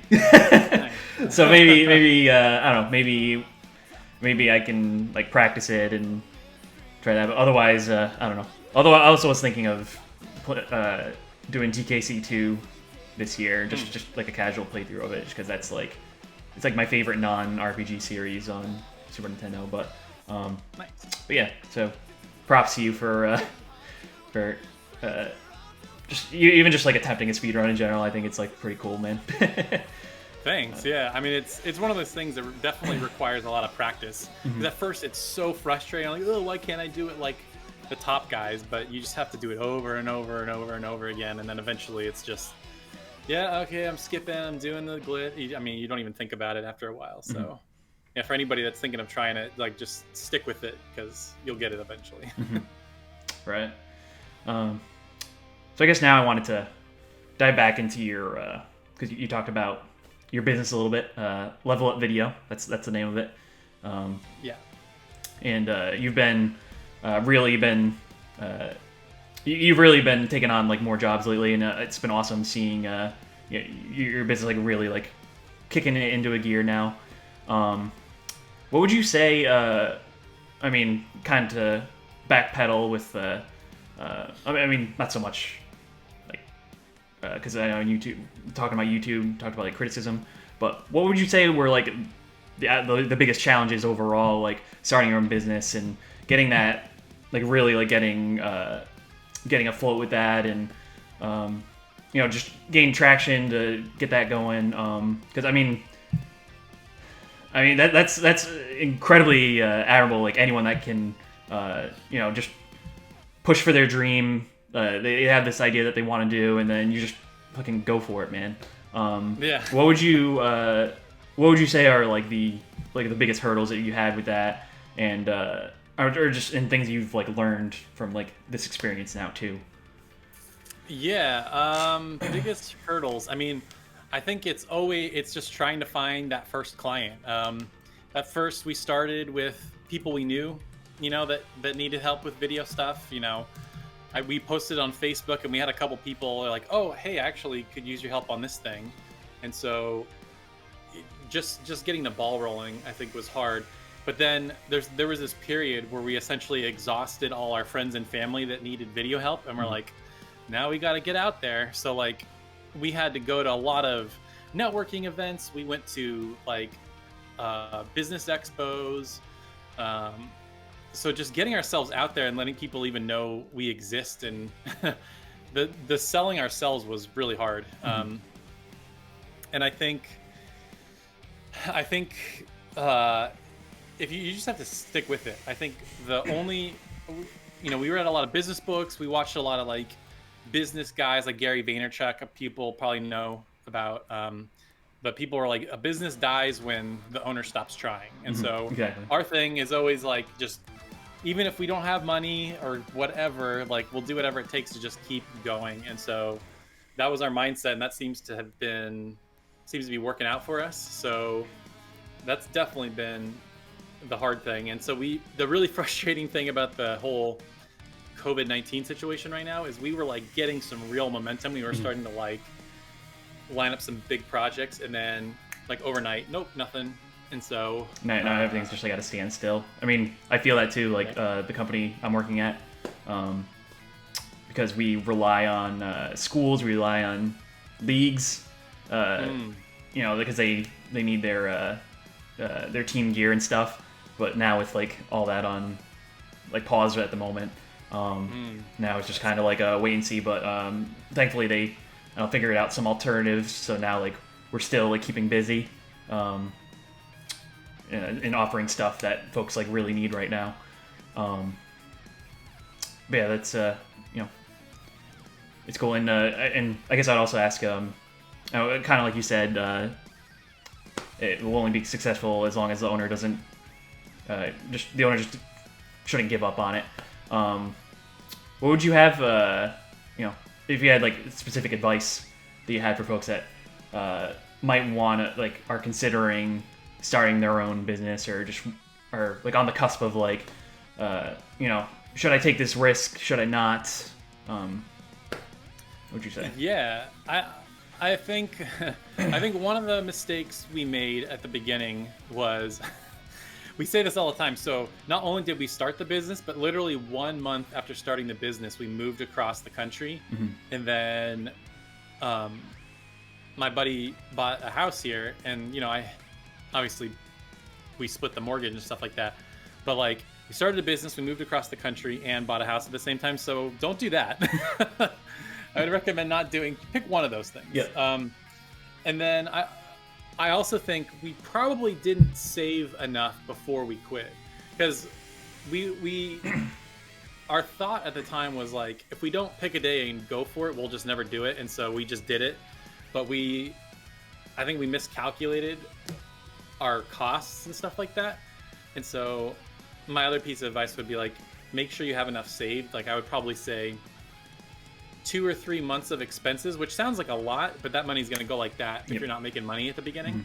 So that would be my thought. And then you just have to weigh, like, do you want to keep working at a job you hate, or do you want to, you might not make, I mean, we're not killing it in money, but we're paying the bills, or would you rather do what you really love and work well, you'd want to work all day on it because you love it so much. So that would be my other piece of advice, is just weighing that. It's like if you need, like if you're married and you have children and you need this steady job because you need the insurance and you just need the money, like I get it. But if you're in a position like me, I'm not married, I don't have any kids or anything, and I was able to do that. Yeah. Just think of the rest of your life. Like, it'll be totally worth it if you're willing to chase it and work at it. Definitely, man. Definitely. Hey, Boozy, how you doing? Good to see you. Good to see all of you guys. Again, thank you for all of you guys hanging with us on this special guest episode per se. I still need to think of a name for this. Maybe I don't know, cop questions, I don't know. I'll have to think of some sort of like, if I want to give it like a proper title whenever I have a guest on like this. I want to kicking back with cops. episode 1.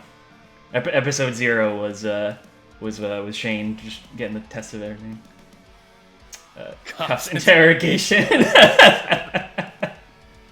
There's a lot of good puns that could be done there with police something or other. Yeah, I was saying KoppsCast. I was actually thinking like KoppsCast or KoppsCast, something like that. There you go. That's a good one. SL for sure. So pod cops, helicopter. Just every pun. Kicking back to Cops, episode 1, Taylor time. There you go. That's a good, That's a good little title with the subtitle. Maybe I'll because I want to keep these on the channel. So I'll probably I'll download this. I'll upload it with like, so it's just always there. Yeah, that'd be cool. Just because I feel like these are gonna be like some of my favorite things that I do on here. And again, I appreciate you coming on, man. And of course. There's still some few other things I wanted to pick your brain out a little bit. Yeah. Because we talked about your history with games and your YouTube channel. Again, if you don't follow Taylor on any of his channels, Gaming Shelf, anything interesting, please check him out on any of those. Some excellent content.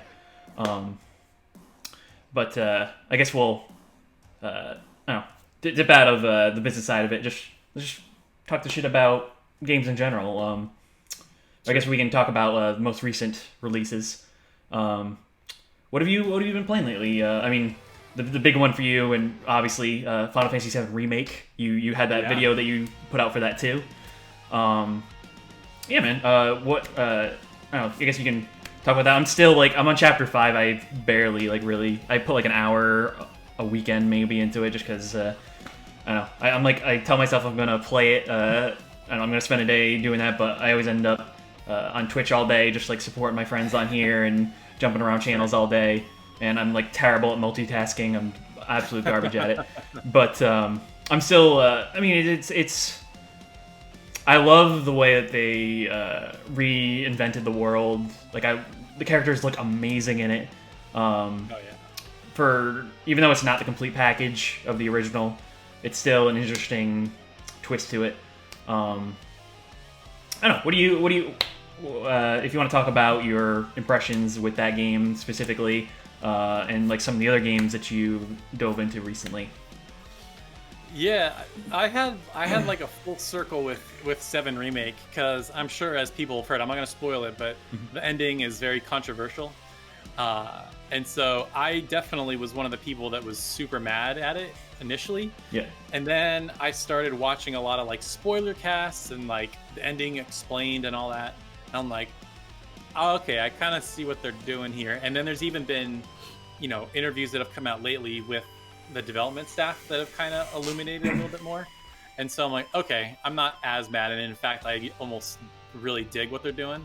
That I have not been I've never felt so emotionally invested in a game in a really long time.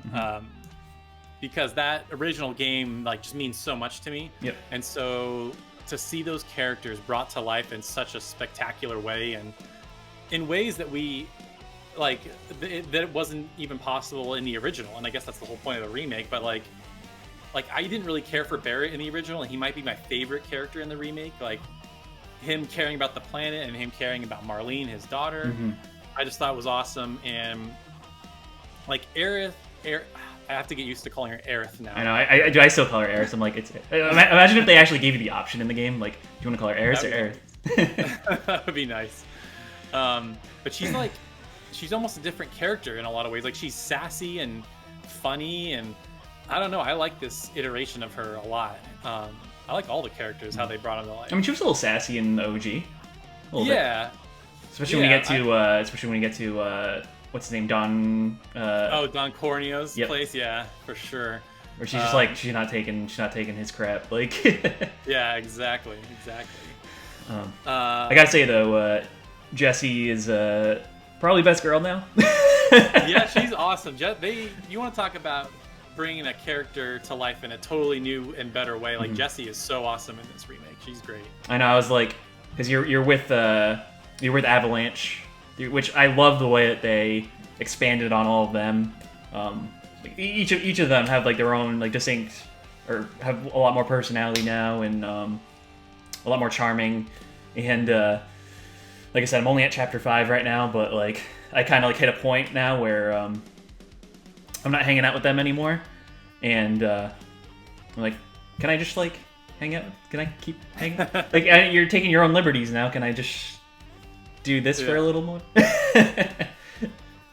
Yeah, there's definitely big gaps where you don't see characters for a long time, but I think ultimately at the end I kind of like what they did, and hopefully you will too. You'll like, because I think they purposefully give these different story moments where like, oh, I actually care about these characters. All right, it's time to move on and care about a different character, and then they kind of slowly weave it all together as it builds up to the ultimate, storming Shinra Tower and all that stuff. Wedge is just Charlie Sheen. I can kind of see that. Well, I think you might be talking about Biggs, because Biggs looks exactly like Charlie Sheen from Hot Shots. Hot Shots Part 2. Yeah, with the headband and everything. Yeah. Tifa's still best girl. Those eyes. Dude, I loved. I mean, I haven't gotten to this part yet, but it was in the trailer. Because I remember on the LHC Discord, we eyes. I remember in the LHC Discord when like the trailer started, or when stuff started coming out about it, and I was like, dude, how shameless would it be if they gave Tifa like a sit-up mini game or something, and then like all of a sudden they came out a video where she's like actually doing a workout for a mini game, and I'm just like, yeah, what? Like, oh man, that's like, of course they got to throw in a little fan service, but of course, yeah. I mean, she's very buff or fit, like a lot more than I was expecting, but they all look perfect. I think. Yeah, they really did. I mean, I wasn't I don't know, like I don't know if you liked Advent Children, but I mean, I got it back in the day, and I thought it was all right, but it didn't really do a whole lot for me. The models in this are like way better than Advent Children, like by far. Like, it's like night and day. Even though they're trying to be like kind of close to that. So Tifa or Lulu? That's a tough one. What do you say, Taylor? Who's the better? Probably girl? Tifa. Lulu is the girl from 10. Right? 10. Yep. Yeah. The Black Mage. Yeah, that's right. Yeah. I mean, I can appreciate Lulu, but yeah, Tifa is all around is just great. She's super fun to play as too. Her fighting style is so cool. Yeah. No, I guess I'd say I'm more partial to Lulu just because I played 10 way more. I probably played it like 5 or 6 times at this point, maybe more. Definitely more than that. And like 7, I've only played like 7. I've only played it through entirely once, to be completely honest with you, OG. Okay. But I'm definitely overdue to replaying the original. I have the PS4 port of the game, and I also want to try that once I finish Remake. But yeah, it's been a good time, man. I mean the action combat, that's way more like 15. I know is like a turn off for like the purists. How do you like the new combat in this? And do you wish that they kind of stuck with like more of like a turn-based approach, or at least gave the option? Because like what threw me off was because they added that classic mode in there, which like I started off like that. I'm like, oh cool, so this is like more of like a chill style, way too chill. It's like not even like you literally like it's like autopilot. Like you literally don't do anything in that mode, and it plays by itself. So I just switched to normal, and I've just been playing it that way, and it's fine. But yeah, what do you think about the new the twist to the combat, and do you wish that with this one they kind of at least had the option for turn-based, or kept it that way, or do you think that this is just the way the series is now, and I don't know, maybe someday down the line they might do like a... Because I think the best iteration of turn-based in the series was 10. 10 had that like constant, like you could rotate anyone at any time, and it was perfect. But honestly, I think that they Square's their approach is they're trying to cater way more to the West now, which is a lot more action RPG focused as opposed to turn-based. I know a lot of folks don't really care for the turn-based combat like they used to be back in the day, which I mean, I honestly prefer it just because it's like, especially like on here, like playing on Twitch, it's way more chill for me because I can, be in a fight and then still like keep talking with chat and not like losing anybody kind of thing. But what do you say to this approach to this game? Yeah, my thought has always been, and maybe I'm alone on this, but I always thought that a game with the fidelity of Final Fantasy VII Remake, I just think it would look really weird to be turn-based. Like, can you imagine like the super high resolution Cloud just doing one of these? Like, I just think that would look weird. Mm-hmm. And I wonder if they tested it. Like, I wonder if they did a turn-based test internally and then play test like, this is dumb. So I personally really enjoy it. I loved the combination of the stagger, which is from 13 of all things, and the ATB bar, which is from the original. Mm-hmm. So it's sort of like you do the normal attacks to build up the ATB bar, and then you can use items or use spells or special attacks. Because to me, I think there is a sort of a strategy element, because you can, like when you open the menu, the game just slows down. So I feel like it's a good balance. Like to me, this is probably the best, in my opinion. This is the best that Final Fantasy. Sorry, I was laughing at your FF13, your emote face, the angry Brian face in chat. But I think it's the best that Final Fantasy has ever felt as far as combat goes, because not only with the stagger and the ATB bars, but then you can switch characters, and each character is wildly different. Mm-hmm. Like Barrett's all about defense, Aerith's all about healing, Tifa's about building up combos. So I love it, and my thought is, if I had to bet, I don't think Final Fantasy, the core numbered series, is ever going to go back to turn-based. Mm-hmm. I think that's why they've established like Octopath Traveler and Bravely Default and stuff like that. Mm-hmm. So they're like, if you want the classic turn-based stuff, here you go. If you want action, this is what Final Fantasy is now. And they've even done weird stuff like World of Final Fantasy, which I never tried. I hate chibi designs. I hate it. Yep. So I never even looked at that, or I never even played it. Mm-hmm. It might be good, but yeah. So I'm fine with them never going back to turn-based, because there's plenty of other franchises that they're pumping out that do it really, really well. Like I think Octopath and Bravely Default are awesome. Like they have probably the best turn-based combat out there, and which is similar to Persona too. Mm-hmm. The whole like hit the weakness, follow up with a bigger attack type of thing. Crystal Chronicles. Actually, I have that on the shelf too, but I've never really put more than like an hour into it. But anyway, yeah. And then I like what they did with summons too, because that was one of the things I hated about 15 is the summons seemed so random. Yep. and they were almost too strong. Like they would just come in and wipe out everybody.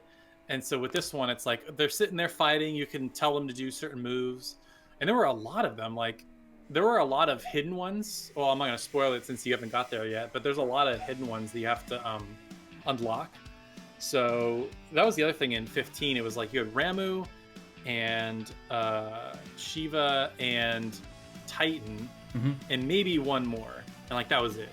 And this one, there's like 10 or something, and obviously they're not gonna put all of them in part 1 because I gotta save for part 2. So yeah, I'm curious to see what they add in part 2 because there's still a lot left. Yeah. And yeah, like what they did in part 1, a lot of the you know, Chocobog, Ifrit, Shiva, all the classics. So that was neat to have. Yeah, man. So I guess that was basic thought of that game. I would still recommend, if you're a fan of the original, I would still like recommend it if you're somewhat curious. Maybe I don't know. Well, depending on if I don't know. Because maybe for some folks, they might want to wait for like a price drop because there's more parts coming out. Because you know down the line they're gonna have like Final Fantasy VII Remake, the complete edition. Oh like, yeah. Kind of like what they did with 15, because they had like the Royal Edition, and That's then right. I mean it's basically like every year when there's a new Fast and Furious movie, they have a new box set for when the next one comes out, as opposed to like yeah. Kingdom Hearts. Oh yeah, the Kingdom Hearts like. It's like Kingdom Hearts Everything Is Here edition. Like Literally, that's what it's called, I think. Yeah. Like the whole story or the complete or whatever. Kingdom Hearts, you're an idiot if you want any of the other packages before this edition. I think it's really wild. You can buy that, and it's literally like all 10, 12 games. How many there are? And it's like $40. It's so cheap. It's such a good value. But yeah. More like Kingdom Farts. I don't know. I don't know. Actually, I don't know. But I've only played through most of those games once or so. Kingdom Hearts 1 I've replayed like 3 or 4 times. I haven't played the PS4 port. I'll probably dive into that at some point soon. I don't know. 3 was.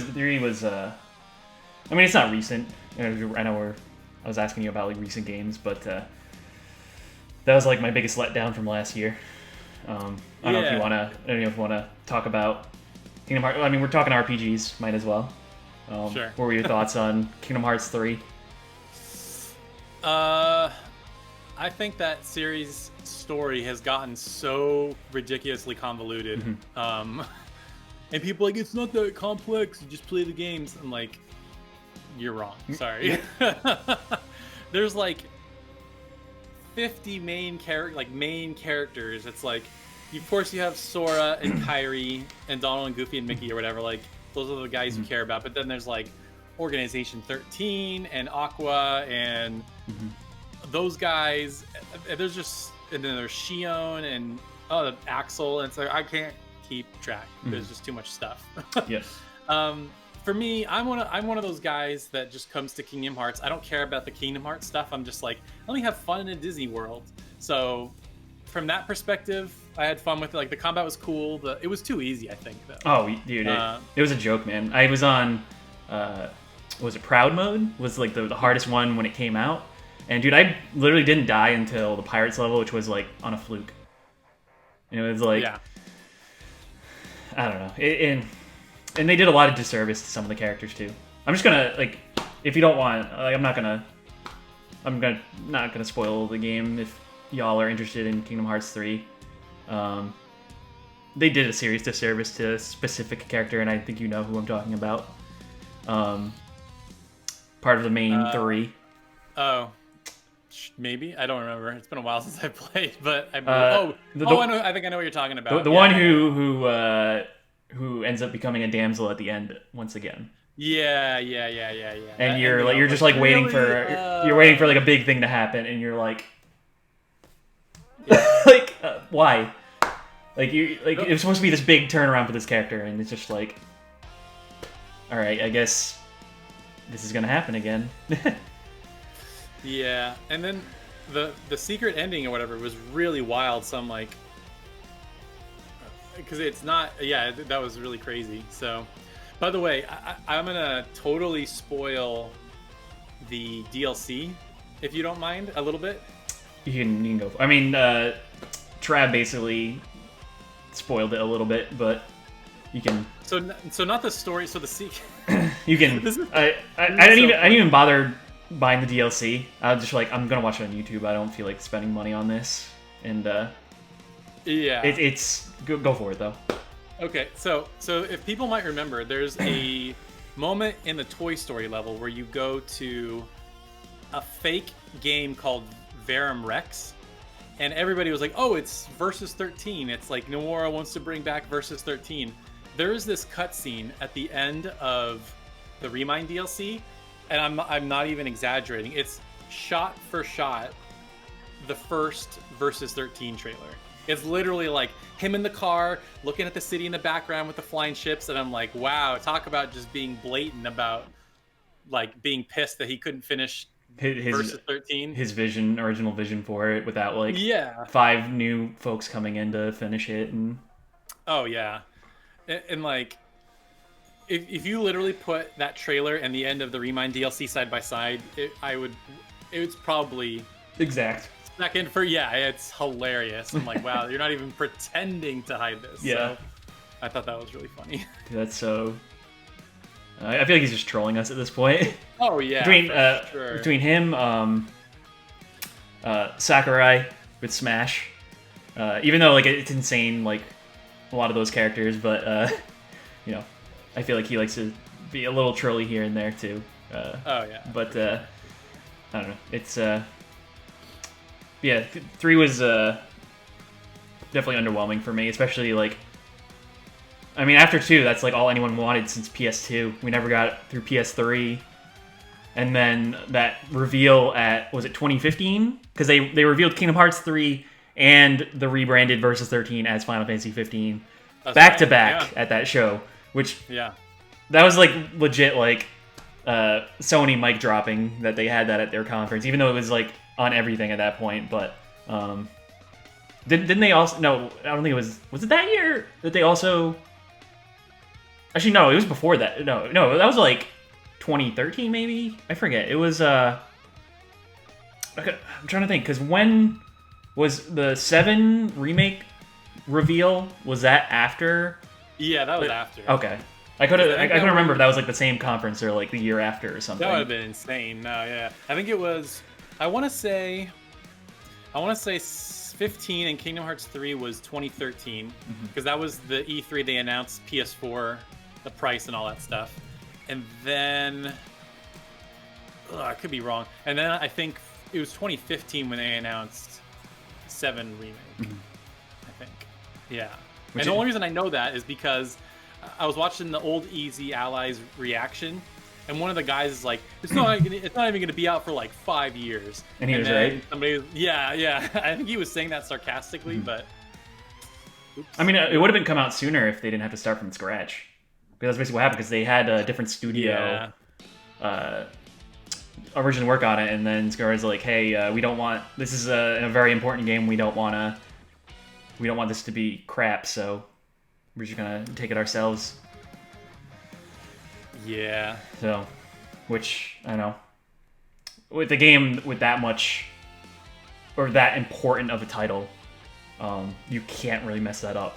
Like, yeah, you can only imagine. Like, imagine if 7 Remake ended up being a complete dumpster fire. Like, how much like backlash like what would have come of this? Like, you know. Yeah, they couldn't afford to do that. They had to make it good. Especially since 15 was kind of disappointing to a lot of people. I enjoyed it for what it was, but there was clearly some problems. But yeah, they couldn't mess up 2 mainline Final Fantasies in a row. That would be a disaster. That's what I get for bringing up Awakening in chat. Funny thing was, 7 Remake was announced with Nomura attached as direct before he even knew. That's right, I remember that. Yeah, he was like, oh, this is news to me. That's pretty wild. I don't know, man. Like, as much as I mean, you and me both, how like back in the day, anything with a SquareSoft title on it, we had to buy, we had to play. I mean, to this day, like I still want to like, I mean, for as short of a PS1 collection I have right here, I'm still like constantly looking out for more of those RPGs, even though like the prices have really like skyrocketed on a lot of them. Yeah. But you know, pretty much like before the merger, you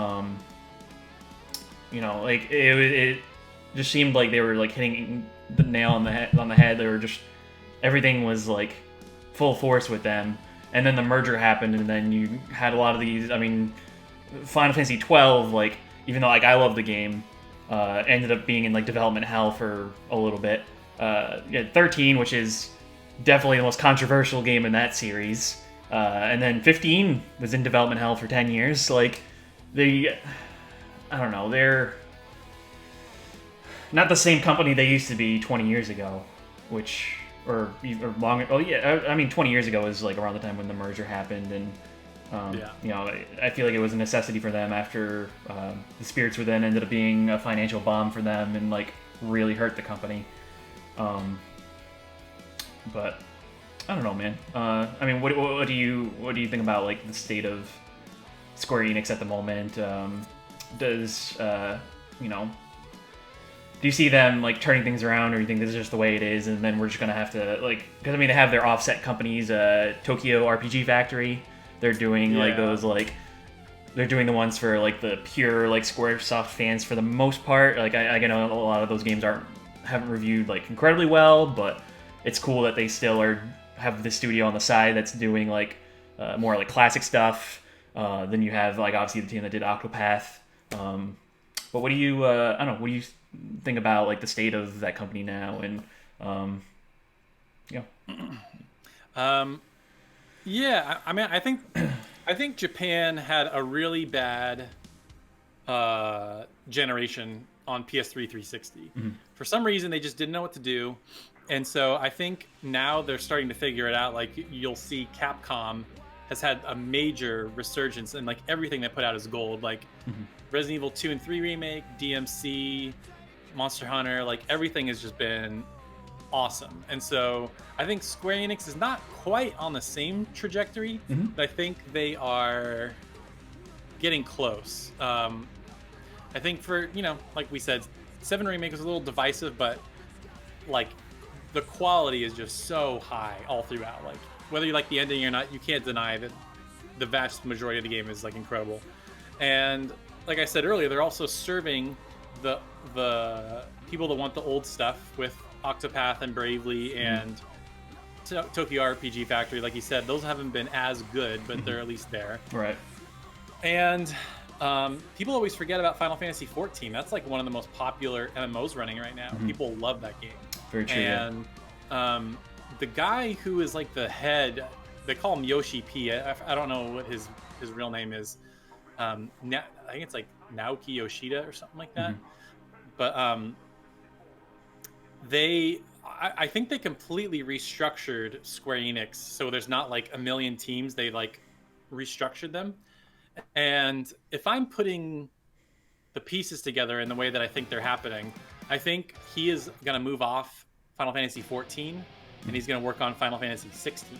Now, I don't know how true that is, but he has said some things like, oh, you know, if we ever do a Final Fantasy 16, I think it needs to be a throwback medieval style. And I think most people agree. Yeah. And then there is this piece that I'll never forget from the do you know what NoClip is? Danny O'Dwyer does like video game documentaries. I don't think so. Okay, so a former GameSpot guy does these really high quality video game documentaries, and he did one on the kind of fall and rise of Final Fantasy 14, and the director Yoshida, he's talking about when things started to shift with Square Enix, and it was around the PS2 era. Like you said, he said, you know, back in the day we were craftsmen, we made everything by hand, and then we fell super far behind because we, you know, a lot of the Western studios were using engines and like I don't know what's the word I'm looking, like stuff that would be auto-generated instead of having to make each sword, each building by hand, you know.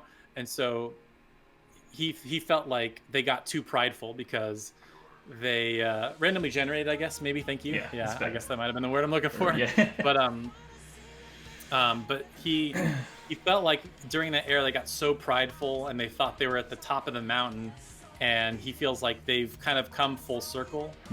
And if he's the guy that is leading the next Final Fantasy, I'm very confident in that. I don't know if that's true or not. Those are just the rumors. But if he is at the helm, or at least a producer or something, then and 16's great, then I think that might be. I think they might have turned the corner and they could do some cool stuff. But we might have to wait a couple years because who knows how far along that is in development, if it's even happening. I don't know if they're just going to focus all on 7 Remake. I don't know. So, but I like his mindset at least. I like what he's doing with 14 and how he feels about things. So yeah, I mean, I would say with that company in general, like I would say the best thing they have going right now is Dragon Quest. Like I love that they've basically kept that series to its roots outside of like the MMO that they did. When like I mean, you have all your spin-offs, which are its own thing. I know like how much you love Dragon Quest Builders and stuff like that. But dude, Dragon Quest 11 is I mean, it's probably like number 2 for me for like games this gen. It's by far like as good as I loved P5. I think that just like I had so much fun with that game. Like I mean, I got the platinum trophy in it. That's how much like that's how much I love that one. And you know, I'm glad that they are being consistent with that series still. Like I maybe that's their mindset. Like between Dragon Quest and Final Fantasy, like all right, we have both these series under this umbrella. Let's keep Dragon Quest as traditional as we can for the fans of that series. Let's not mess with that formula outside of like the MMOs or the spin-offs, and then you have Final Fantasy doing its more like action-y thing. So maybe that's their reasoning behind that now. Why they want to go more actiony. Kind of like I said like earlier, how I felt that that they might try to cater more to the West with the more action-y approach to that series now. But I love that that there's still like a whole lot of love for Dragon Quest, and like I love that it's really like gaining more traction. Like you have Nintendo supporting them like full on now too. Like you have all the heroes that are playable in Smash now. You have the definitive edition on Switch, which I'm incredibly jealous of. I mean, speaking of since I don't have a Switch yet, but because I actually I mean I played through the PS4 version since I have the platinum for it, but I really wish we would have gotten that 3DS version because I love that it had that 16-bit mode in there, which I think it's really cool that they added that in the Switch version. I think that's really cool. But also I think it was like a funny approach for like because it's both 3D and 2D for the 3DS version, but it's just more of a more in the style of Dragon Quest 9 and the 7 remake. I think like it's more of like that art style as opposed to like because obviously like for how good the HD versions look, obviously you can't put that on 3DS. Right. Like, yeah. Which it's finally like on its last legs and Serious. Yeah. But yeah, and I mean I told you a bunch because I know that you also have found the need to want to platinum some games, and I keep trying to like nudge you like you should you really need to platinum Dragon Quest, man. It's because you're like right like it's I say it's easy as outside of like how time consuming it is, but I think that was my only hurdle at the time is like I know how because it was like a lot of it was the costumes and it would just be a lot of like grinding for drops and stuff, and I'm like I don't know, but yeah, I mean that's true. I'm like I think it's like 75% of the way or something like that. So and plus in my opinion that has the best like post game content of like any other game like ever. Like it's because I mean spoiler, somewhat spoiler, but like honestly you should know this anyway, just for how I mean because the story like keeps going. Like you hit the end credits at the end of Act 2, but the story keeps going. and it's like another like what 30 hours, something like that, like or 30 yeah. hours, like depending on how much Yeah. you want to stretch it out, depending on you know, you want to do all the side quests, you want to get all the gear, especially if you're going for the platinum. But some of the like all the best story stuff comes in that third post game act, which is like awesome. Yeah, I agree. I mean, I feel like you're not even getting the full package if you don't play the post game, because there's like, yeah, there's a lot of character stuff that is unresolved. I'm trying to keep that extremely vague. Yeah. But yeah, I mean, people got to play the whole thing.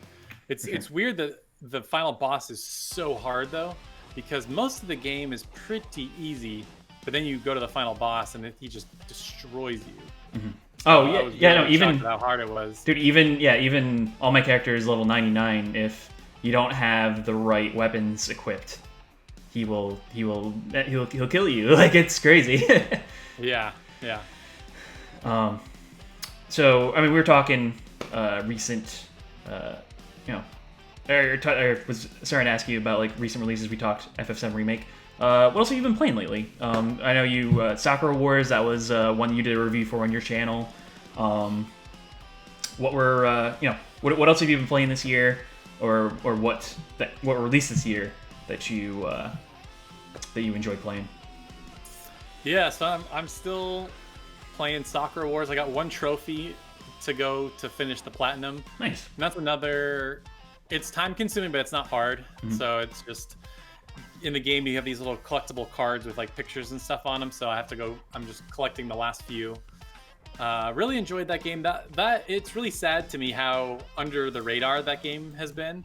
And even as I made that video, all the comments were like, "Oh, that looks great. I'll wait for a sale or whatever." I'm like, I get it, but it's so good. Like, I just hope people do go back and buy it once it does go on sale or whatever. Super fun. It's what, like a 10, 11 hour game, something like that? It's like fairly short. No, it's not actually. It's pretty long. It probably took me like 20-ish hours to finish. 20, 25. That's still not bad. Yeah. And there's reasons to replay because it's, you know, it's sort of a dating sim visual novel. So like at the end, you can make a choice to pick one of the girls or whatever. Oh wait, no, I'm thinking of because was it Dusk Diver? Is that Dusk Diver is short. So that's the one I'm thinking of. I'm confusing the two. Yeah. So you played that this year too? That came out earlier this year, right? Or was that last year? I think that was. I think that was late last year. This whole isolation thing, I'm losing track of time. I know, serious. But honestly, the game that I've put the most hours into is Animal Crossing. Shining Resonance, yeah, right. But Animal Crossing is that perfect game to play at the end of the day, because sometimes, you know, you think of an RPG and you're like, do I really want to dive in and remember what's happening? With Animal Crossing, it's just like, I'm fishing and picking up fruit and talking to my neighbors and stuff. So it's just so low stakes. I love it. So it's probably sooner than later. It's probably going to become my most played Switch game right now. It's Fire Emblem Warriors. Weirdly enough, I put like 150 hours into that game. You'll love your Dynasty Warrior spin-offs. Yeah, well, you know, it really depends on the franchise, because I like that, and the Zelda one's good too. Hyrule Warriors, yeah. I can't wait for the Persona one. That's going to be sick. That's really Scramble? Yeah, Persona 5 Scramble. Yeah, that'll be fun. Hopefully we get that this year, because that's been out in Japan for a few months now. Not Fire Emblem, but Animal Crossing is great. Yep. And then Trials of Mana is great too. Another remake. I was going to suggest it to you because I know the Secret of Mana remake was kind of disappointing. Yep. very much so. This one's great. So if you love, I mean, I know you're a big Mana series fan, and we never got this one. So I would recommend that to you. That one's short. Probably I beat the main story in like 17 hours, and then there's like a 3-hour post game that's new, apparently. That's cool. Yeah, it's fun. Yeah, that's on my list. I just I don't know. I was reluctant to buying stuff when it came out new because I had GCU through Best Buy, so I had like crazy discounts on everything. Okay. And that just ran out like a month ago, so I'm like, I'm just gonna wait till price drops now. Especially like I really have no need to buy anymore. stuff. Yeah, I mean, have that's too smart, much 'cause other games many drop other in games, price so fast these days too, so it's probably worth waiting. Dude, especially, I mean, I've been buying more digital lately than I used to. But, dude, a lot of those, like, PSN sales are insane. Like a few bucks for, like, not like a AAA game, but, like, still, like, a really, like, top release, like, quality release, like, it's on some sales, like, geez, like, I don't know. And then a lot of the indies on there that I've been diving into, and Nice. you know, it's been some good stuff. And I guess what would you? So out of like all the ones that release this year, what would you say is your game of the year? What would you, or so far, for stuff you played? Yeah, definitely Final Fantasy VII Remake. Nothing. I think the nostalgia is too strong for anything to touch it. Yeah. I'm trying to even think what could come out. Like, I don't think there's any potential game that could come out that's going to top it this year. I just don't think it's going to happen. Even if, like, out of nowhere, Ys 8 gets announced, or Ys 9 gets announced that is coming out, or even that Persona 5 Scramble. Although I have to say, I have not played Persona 5 Royal yet, and I hear it it fixes a lot of things and adds a lot of new things. So that maybe that, but yeah, I just don't think, I just can't imagine anything else topping that. Yeah, I was just I don't know. As much as I love P5, it just kind of, I don't know. Not that it's coming off more as like a DLC, like a full price DLC, but I don't know. I just can't do full price for that, especially if like I basically play through the same game for the most part, outside of like, because I know it expands on like some of the months that it glances over. Yeah, I know you get like what a couple more waifus. yeah, exactly. Wonder if Cyberpunk is on Taylor's radar. Is it on your radar? It is. To me, that's a game that I would probably wait until I get a next-gen console to play, because I feel like that game, with the loading and how much is going on in that game, I feel like it's worth waiting to play that on next-gen. So I think that's probably what I'm going to do. I'm going to wait till a couple exclusives pile up, and then I'll play that on PS5 sometime next year. I never played... Here's a weird thing. I've never played The Witcher 3 because... to me, it looked so overwhelming. Like, I remember watching some reviews and hearing people talk about it, and I was just like, this game, I'll never stop playing this game because there's so much to do. And I'm like, I don't even know if it's worth starting, so I just never played it. Yep. But, yeah. Cool, man. What about you? Is there, what would you say is your game of the year so far, or what else are you looking forward to?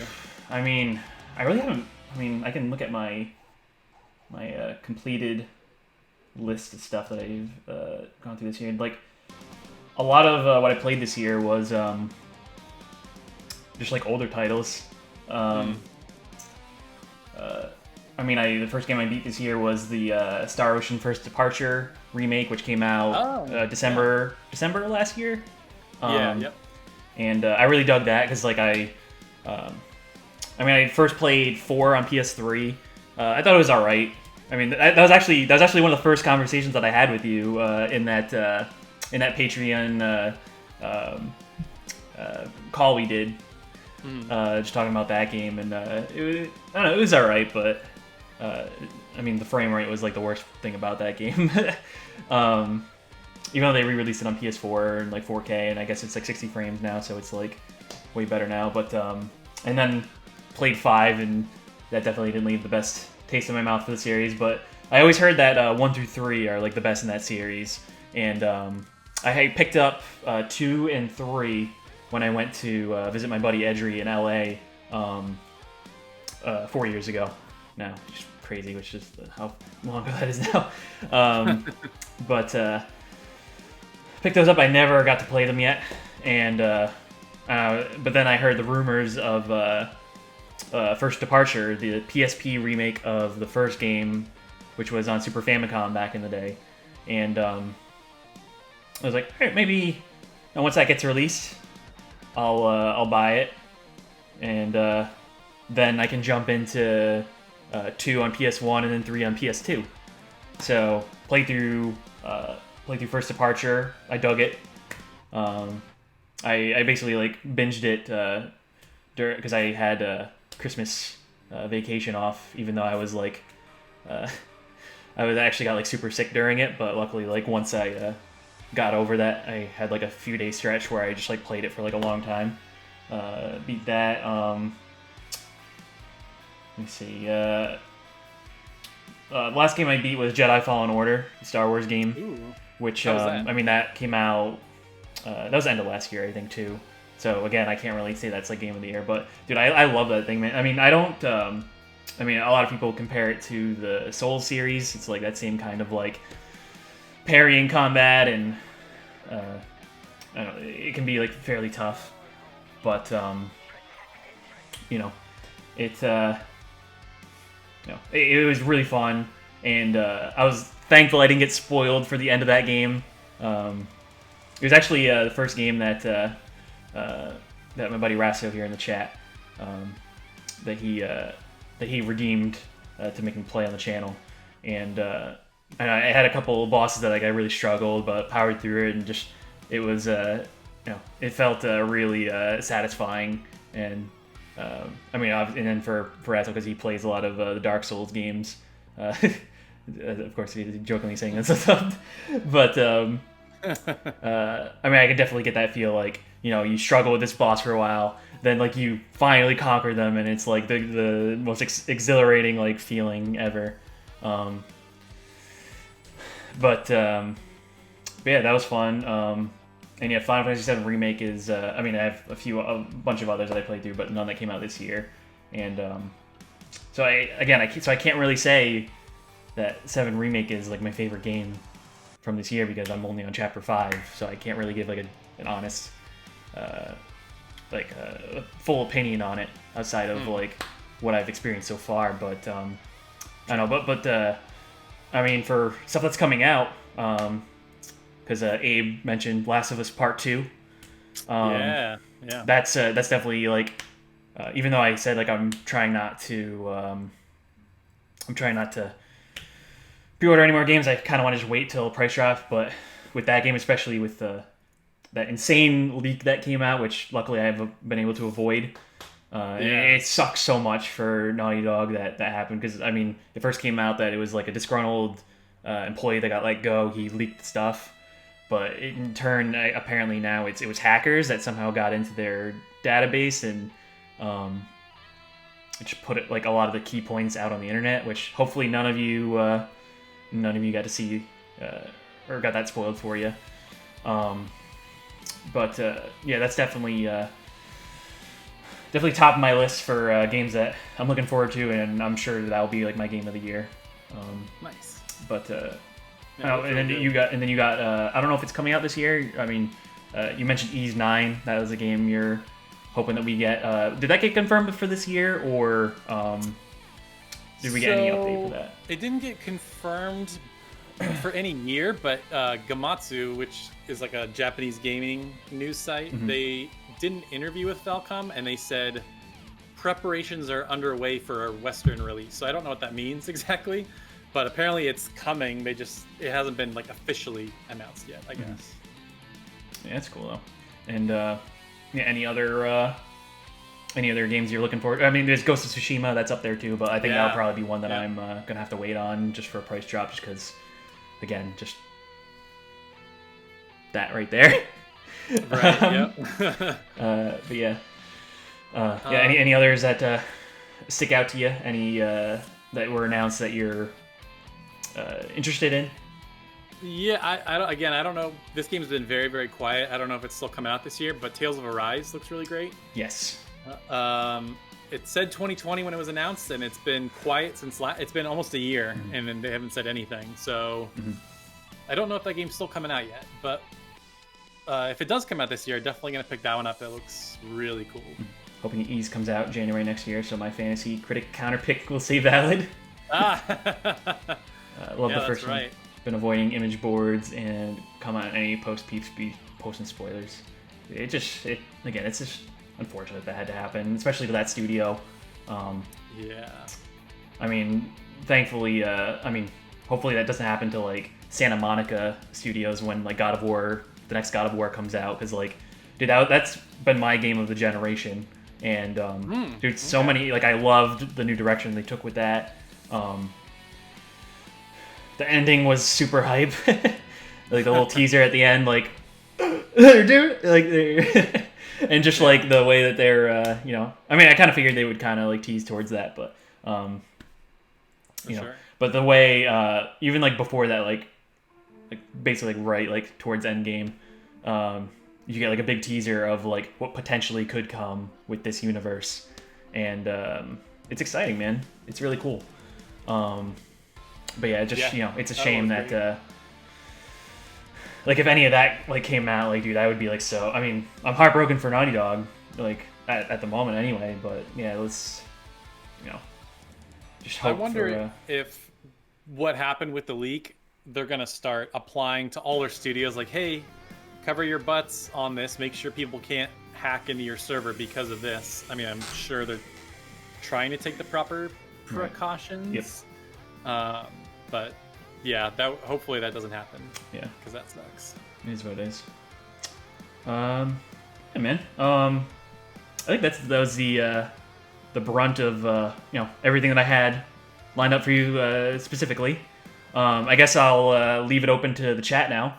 I guess I'll say if you have a specific question you want to ask Taylor about like either certain games, his YouTube channel, his business, anything. If you highlight your message with channel points, that'll definitely be like a good way for me to make sure I don't miss it. But yeah, if you know you want to, but yeah, if there's something specific you want to ask him, I guess now's the time. We'll leave it open to the chat. Yeah, so feel free to jump in. You know, if there's anything specific, like maybe something he potentially will be covering on his channel in the future, maybe about you know, some of his certain series like a Fire Emblem retrospective or I don't know, something like that. But yeah, so anyone have anything they would like to ask? Feel free. Otherwise, yeah, I think that's you know, that's everything I got. So so we can just kind of like question. Yeah. So you said. Oh, hi, okay. I've never seen channel points before. I don't know how new this is, so I was trying to see. Yeah, this was a brand new thing. A brand new thing this year, where or end of last year, something like that, where you basically the more you watch a streamer, the more you will accrue points. And then like if you're a sub, you get double the points like every so often. Yeah, yep. And yeah, if you're a sub, you get double. If you gift a sub or if you throw bits somebody, you get bonus points kind of thing. And it's pretty cool, man. I think it's an awesome like incentive for like viewers for sure. Like, because I have like some where I know for 15,000 points, I have it so folks can get one of these sweet holographic sticker logos that I have, and then you get like a little pin with it too, and then I'll write y'all a letter. So that's like one of them. I have a few where folks can pick a game from my backlog, and so I can bump it up the list, and I have like the full schedule for that in my Discord, which if y'all don't, if y'all are in Discord and you want to join, feel free. You can just do command Discord. There we go. If y'all want to join, no pressure. I know. Dub, what's going on, buddy? I literally have 15.1k channel points. What magnificent timing! We need to combine all our points and get him to shave the goatee. Dude, that was literally a that was definitely a joke. One that I put in there. Like, I don't expect anyone to get that, but I think the one that like everyone really wants to pull in for is Unleashing the Luchador, though. Which is what? Having a special guest on here, the infamous Lucha Cops, playing specific wrestling games on here. So and I heard he's quite the character, and from what our buddy B in the community said, he's heard so many legends about this individual. So you know it. I mean, he is he's quite the quite the personality, should I say? So. Cool. Let's see. So Abe says, "When's the Tales retrospective?" You know what's funny that he says that? I actually started making one. Oh yeah, remember you? Because you were a patron, yep. and only patrons saw this. Yeah. But I was making one, and then I stopped for whatever reason, just as I used to do, just stopped for months at a time. Mm-hmm. So I actually had this really incredible custom logo made, mm-hmm. and it looks exactly like a Tales logo. I don't know how they did it, but it was like Tales of Retrospective. It looks so cool. I would like to do that, but again, it's just so much work. Mm-hmm. If I was doing this full time somehow, I would probably slowly chip away at it, and then at the end of the year put it out or something. Mm-hmm. But I just don't have. I'm just trying to put something out every week, and that just takes up too much time right now. Mm-hmm. So probably not anytime soon. That would be awesome to see you do next, though, for sure. Like, even though it's like definitely a daunting task for you, especially with how long it said it took you to do Fire Emblem, but I think I'd have to plan it a little bit better. I think why the Final Fantasy one was so popular is because it came out right before or right after the demo came out. Mm-hmm. And so people were looking for it. And when I put the Fire Emblem one out, like, I think nobody cared about Fire Emblem. So, yeah. And then I saw a couple people asking about JRPG Journal. Yep. So the reason I stopped... So Brian was actually on one of those. I think we were talking about Dragon Quest, if I remember right. Yeah. The only reason I stopped doing those is because they weren't getting, like, any views. Mm-hmm. Like, I'm looking on my channel, like, Final Fantasy VIII, 400 views, Ni no Kuni. I mean, they were getting about 400 views on the regular, which I guess is pretty good. Yep. But to me, I guess that signaled to me that nobody wanted to watch them, or there wasn't enough people that wanted to watch them. So, I mean, maybe I'll bring it back or something. But yeah, I don't know. I guess to me, it was really low effort. I mean, all we had to do was turn the mics on and hit record, so it's not like it took a lot of time. But it just, I guess I felt like people didn't want to watch it. So, I mean, I love those videos, man. I mean, that's where you get a lot of like your like personal background stories. Like, honestly, like even though like not as I mean, they're more of a I don't know, a little, I mean, obviously like more of an easier video for you to put out especially compared to like those big series ones. But I don't know, but I still appreciate the like you can really tell that you're still like putting a lot of your heart into even those ones, because you're like pulling back stories, like especially like because you talked about your experiences in South Korea and how then that was like the point where you jumped into some of your a lot of those classic games again. So yeah, well, you know what's funny is I look back when I started the series, and the old videos do really well. Like all of them have at least like 1,500, 2,000 views on them. And then I was like, oh, well, people like these. Let me bring it back. Ooh, well, maybe not. So it might also be that I changed the thumbnail format. So maybe I'll go to the old thumbnail format, and maybe that makes a difference. I don't know. But Walking Dead Pan actually just brought up Sea of Stars. Dude, I'm actually like really hyped for that game. Especially, I mean, the art style of the game. It's from the studio that did The Messenger, and they just got Mitsuda on there, who is my favorite composer of all time. Oh yeah, he's awesome. I'm gonna I have a freaking that white box right there. It's a Chrono Orchestra nice double album set that came out last year. That's how much I love I love his music. And I mean, I haven't played through Xenogears yet, but I heard that's a really amazing soundtrack too. But yeah, Sea of Stars looks awesome, and I think we have to wait till 2022. I think what the Kickstarter said. Yeah. Which I mean, but for I mean, honestly, I'll wait till that comes out. Like it looks awesome as it is at the moment, and here's to hoping that it'll be like the next like massive like indie hit. Yeah, I mean, I was really shocked at how many views my video, because I saw somebody said like, thanks for turning me on. Yeah, Walking Dead Pan mentioned that. I was shocked at how many views that video got. It's at like 5,000 views right now, which is like one of my better videos since I started doing stuff regularly again. So I don't know if there just wasn't enough people talking about it or what was going on, but yeah, it looks awesome. I mean, that's because some people, there's so many Kickstarters. They're like, yeah, we're doing a classic RPG and stuff, but like this is from an established studio that like has at least they can make a good side scroller, from what I understand. Yeah. So, you know, they take those same design chops and put it into an RPG, and it's from what they've shown so far, it looks great. So yeah, for sure. Jordan here, Jay Degner, he mentions y'all have talked quite a bit about JRPGs, so I'm assuming they're your favorite genre. What are your second favorite genres, and what about them do you like? So I'll let you start off. I guess I don't know what you would throw this into, but I like I mean, like the Uncharted series, like anything Naughty Dog puts out. It's like action adventure. Yeah, I guess. Yeah, action adventure stuff like that is great. I like Assassin's Creed. The more recent Assassin's Creed games have been really great.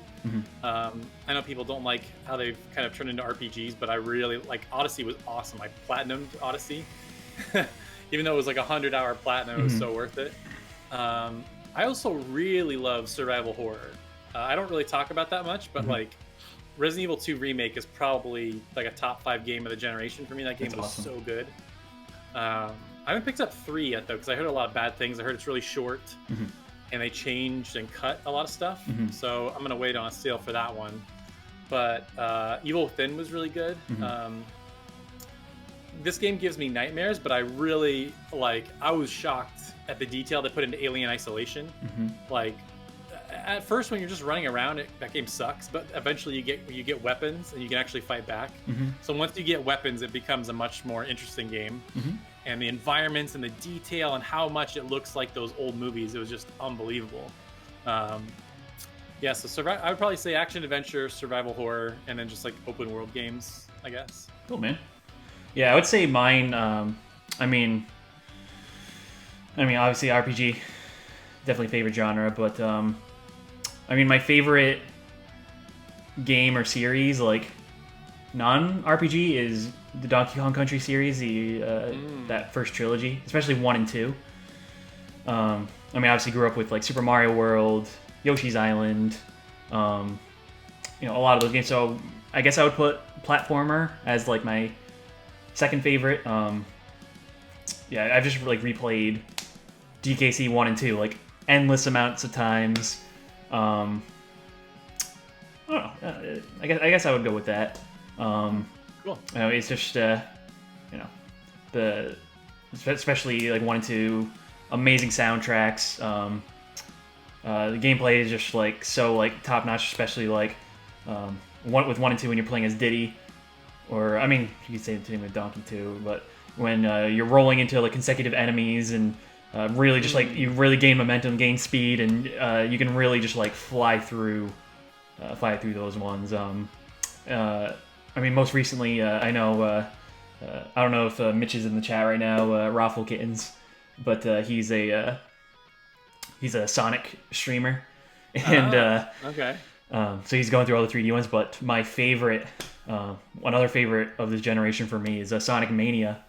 Yeah. Like, dude, that was such an amazing return to the roots game for that franchise. It's honestly like the true like Sonic 4 that we should have. That like Sonic 4 last gen, it didn't do anything for me. The mechanics, like, as they tried to like kind of make it a lot more similar to like the 3D one, but like you really just can't gain momentum in those ones. Like you're like trying to like get him going, and he's just like. And then he goes, yeah. He didn't eat enough chili dogs, I guess, or something. I don't know. But Sonic Mania, easily, like, it's such an awesome title, and like, to be honest, I hadn't really played, or I haven't beaten, not played, because I've played like almost all of them at this point, but I've only beaten like a small handful of them, honestly. But Mania, like, that was like like I was like playing it right through it, and I just had like so much fun with it, and probably beat it in like a few. I mean, it's a somewhat short game, but like a 12-hour game, something like that. But it was a good time, man, and I hope that because I think Christian Whitehead, I think he was the developer of it. He did the main reason why he gained traction. I think he had like a Sonic 2 remake that he was doing that caught everyone's attention, but then he did the mobile ports for like a 1-2 CD. Eventually he got the ports for like the console remakes and like the 3D ones maybe too.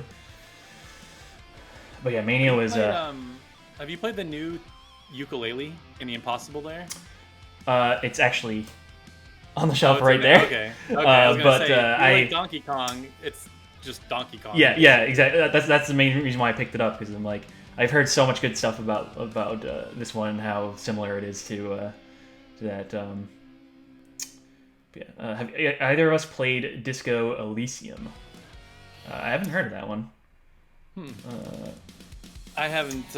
I'm not a fan of those kind of RPGs like that, and God, what are those other ones? Like Divinity and stuff like that. Like those aren't the kind of games. I don't like the top-down isometric unless it's like a strategy RPG, like Tactics. Like in an RPG, I want a world to explore. So those aren't really my things.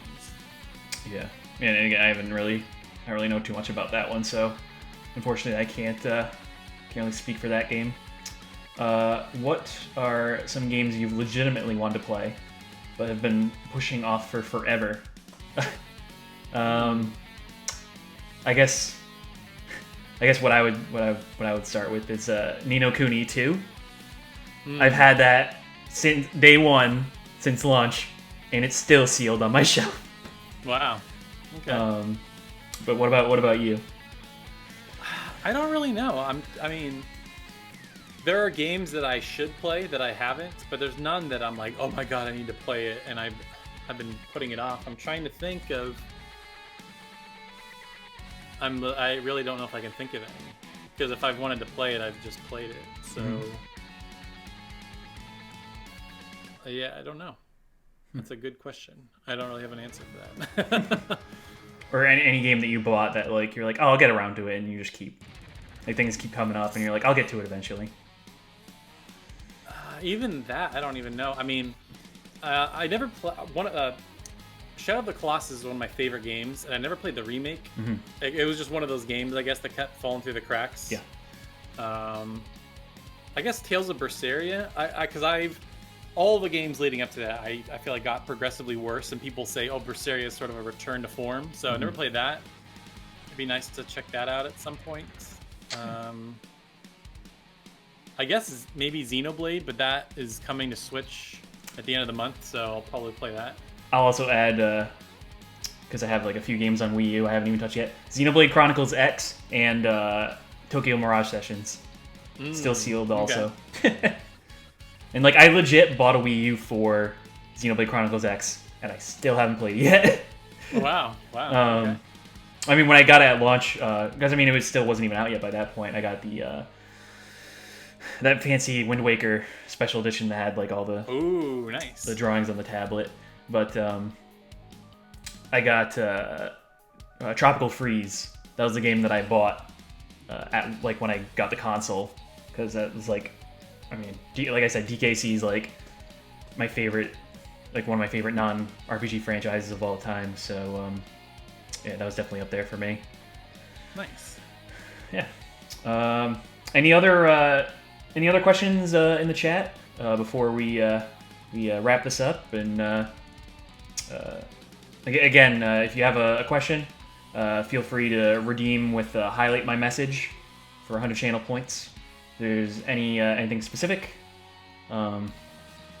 Otherwise, yeah, it's been a really good chat with you, man.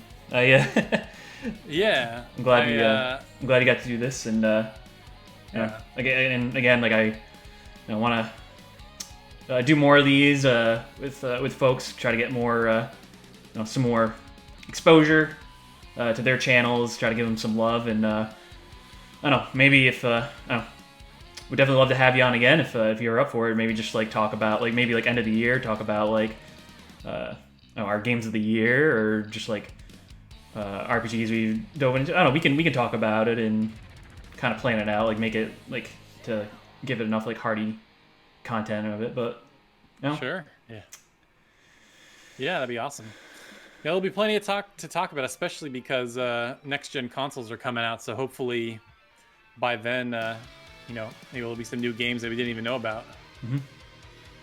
But cool, man. All right, y'all. Yeah. I think that's a good spot to leave it off. That we've been talking for about 3 hours now, getting close to it. And I know you said you had something going on at 4. Are you recording the next Giant Sword podcast this afternoon?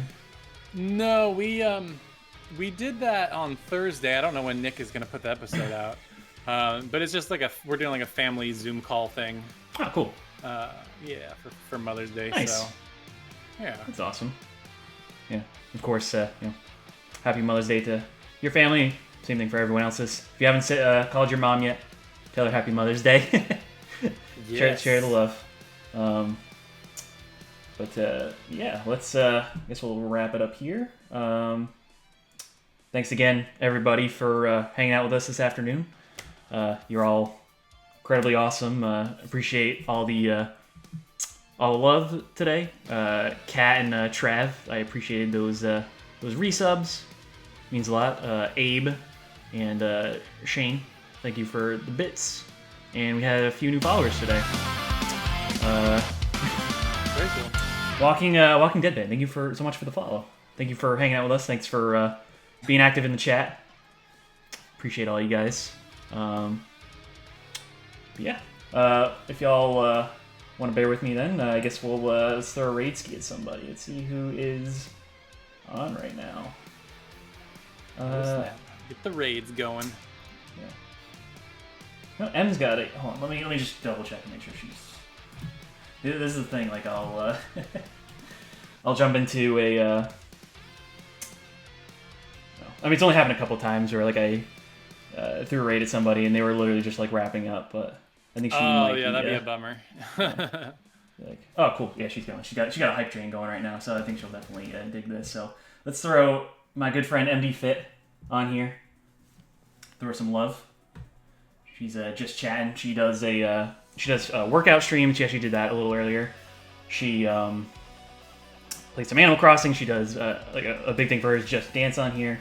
Yeah, she's super awesome, super supportive. I mean, I can say that for a lot of you guys in the community.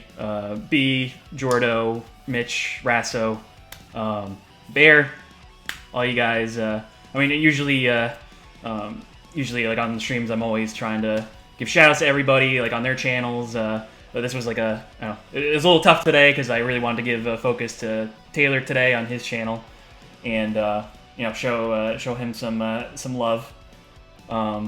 Which again, you can follow Taylor if you want to plug your stuff while the raid is about to start.